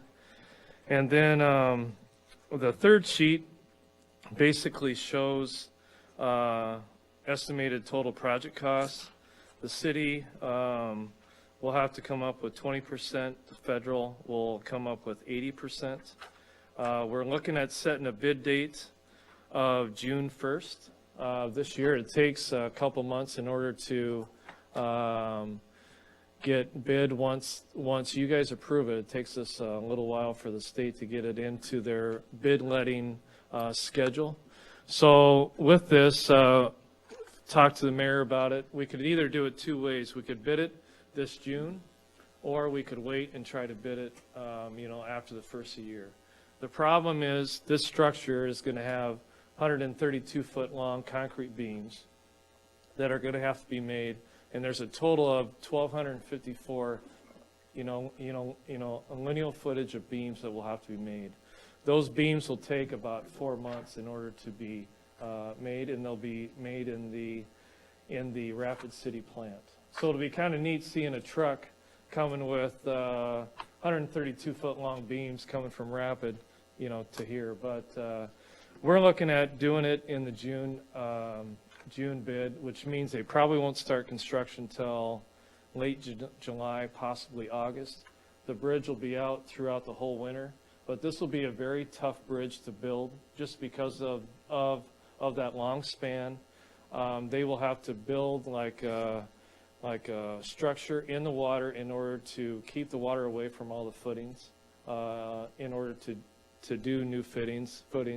And then with the water level raising up and down, they got to be careful to build those structures in order to hold back the water in order to do the concrete. And then they will put in the bridge beams once they are done in Rapid, but they want to have the footings all done before that. So they'll probably do all that footing work this fall. And then when the bridge beams come in this winter, then they'll put them all together, and hopefully we'll be back open next spring, early summer. I've talked to Lyndon. He doesn't see an issue, for their services to have the bridge out through the winter. And I've talked to Ron.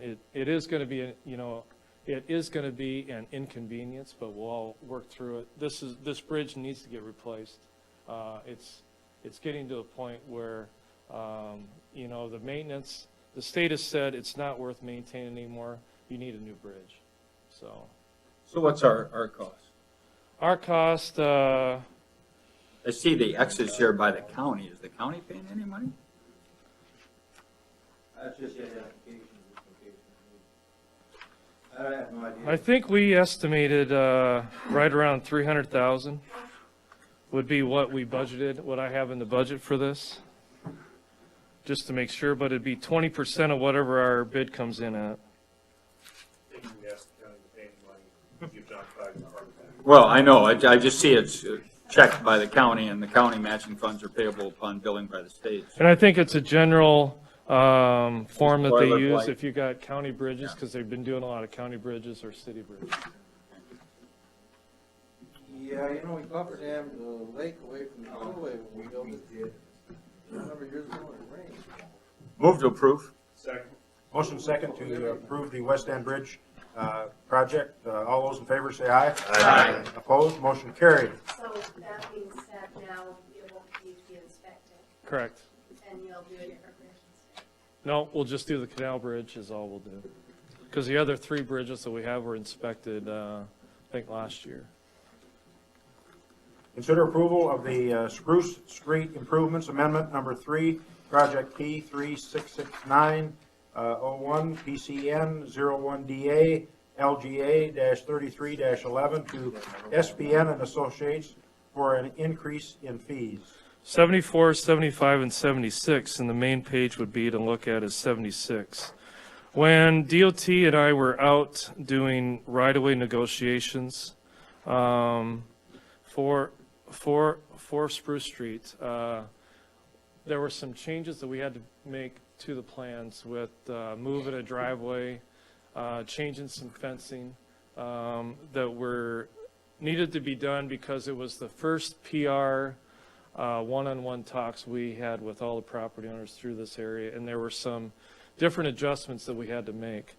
So those adjustments were approved by DOT, but they need the city of Mitchell to sign this amendment number 3, which basically increases the contract amount for $3,825, which would be the maximum amount based off the changes that were needed to be made. And all these prices and everything are all set up by standard with DOT.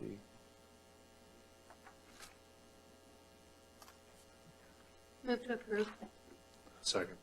Motion second to approve the Spruce Street Improvement Amendment. Any further discussion? All those in favor say aye. Aye. Opposed? Motion carried. Consider approval, transmission line easement with East River Electric. To back up one step, if I can, just to talk a little bit about Spruce Street. We were talking about trying to do Spruce Street this year, main construction, but we are running a little short of time. So we're still looking at bidding it this year. We're going to try to do some of the work that doesn't involve us being in the street this year, and then we will do a big project next year. So this is what the state is looking at, being it's going to be a huge project. The state wants us to try to focus on some of the, redoing fences, doing some of the pipe work that's outside of the roadway area, and then coming in and doing the roadway starting next year. So just as an update for that. So transmission line right away. This is a great project. What's going to happen is East River Electric, and if you look on, it's going to be kind of hard to see, but if you look on page 80, East River Electric has a major transmission line that runs through town. It runs on Raleigh Street. I think it's on the north side of the street, and it runs from beyond Burr Street all the way out past Ullman. And then there is a connection that runs over the interstate, runs through the Cabela's property, right through their site, like only 50 feet away from their building, runs right down Capitol Street. So what they're going to do is take out all that transmission line that runs through town, and they're going to move it a couple miles south and run along the landfill road. They want to get it out of the city, and they want to run it south of town, which is a great thing. The reason why we're involved on it is they want an easement that goes through the landfill property. So Ron and I took a look at this. Ron came up with some really good suggestions. We had some concerns with a wetland area that we have a part of the project they would be going through. They gave us some more drawings, and we're not as concerned with the wetland as what we were before. We had a concern with existing fences and then some existing utilities. So going through that, we are perfectly fine with this easement. The city will be paid $3,000 for the permanent easement. So we would recommend the city sign in going forward with this easement. When will it start? When This will their summer. project start? This summer? This summer, yeah. We're not going to have any problems with loader at the landfill running No. into the power lines or No. anything like that? Okay. There's a big power line. I thought it was East River that goes down there. That's East River, that's what we're talking about. We actually had an issue with that at the old landfill. We had to pay for raising this same transmission line through the old landfill, but this particular line, they're putting it right along our south border and the county road. It's 30-foot inside of the right-of-way, onto our property, so it's not gonna affect the landfill Okay, operations. I see. All right, thanks. Inside your tree belt. No, it's between the fence and that's all it is. Move to approve the easement. Second. Motion second to approve the transmission line easement. All those in favor say aye. Aye. Opposed? Motion carried. Consider approval agreement with Geotech for asbestos survey for Garden of Eden demolition city project number 2013-40. And actually, it's not Garden of Eden's, it's actually Corn Palace / City Hall. Yeah. So if you go to 80 Corn Palace, but we advertise Garden of Eden, is that an issue? We didn't give anybody notice that we're gonna talk about Corn Palace for Geotech. That is kind of. Yeah. I'd be afraid of it. I move to hold this over to the next meeting. Is that going to cause a problem with Geotech? Second. Motion second to hold this over to the next meeting and make the necessary corrections. All those in favor say aye. Aye. Opposed? Terry, I just have one question though. This is just to assess it. This doesn't take anything out, right? This is just to taste samples. Yeah. And find out what we have asbestos, and then they would give us recommendations of what we need to do, what process we need to do. And the reason we're going to do the City Hall and the Corn Palace all as one, that way we don't have to bring them back in to redo the City Hall. We'll get it completed. I'll check with you. No, that's right. Won't be good at all. Everybody will know what Entertain a motion for the city council to enter into executive session. So moved. Second. Motion second to enter executive session. All those in favor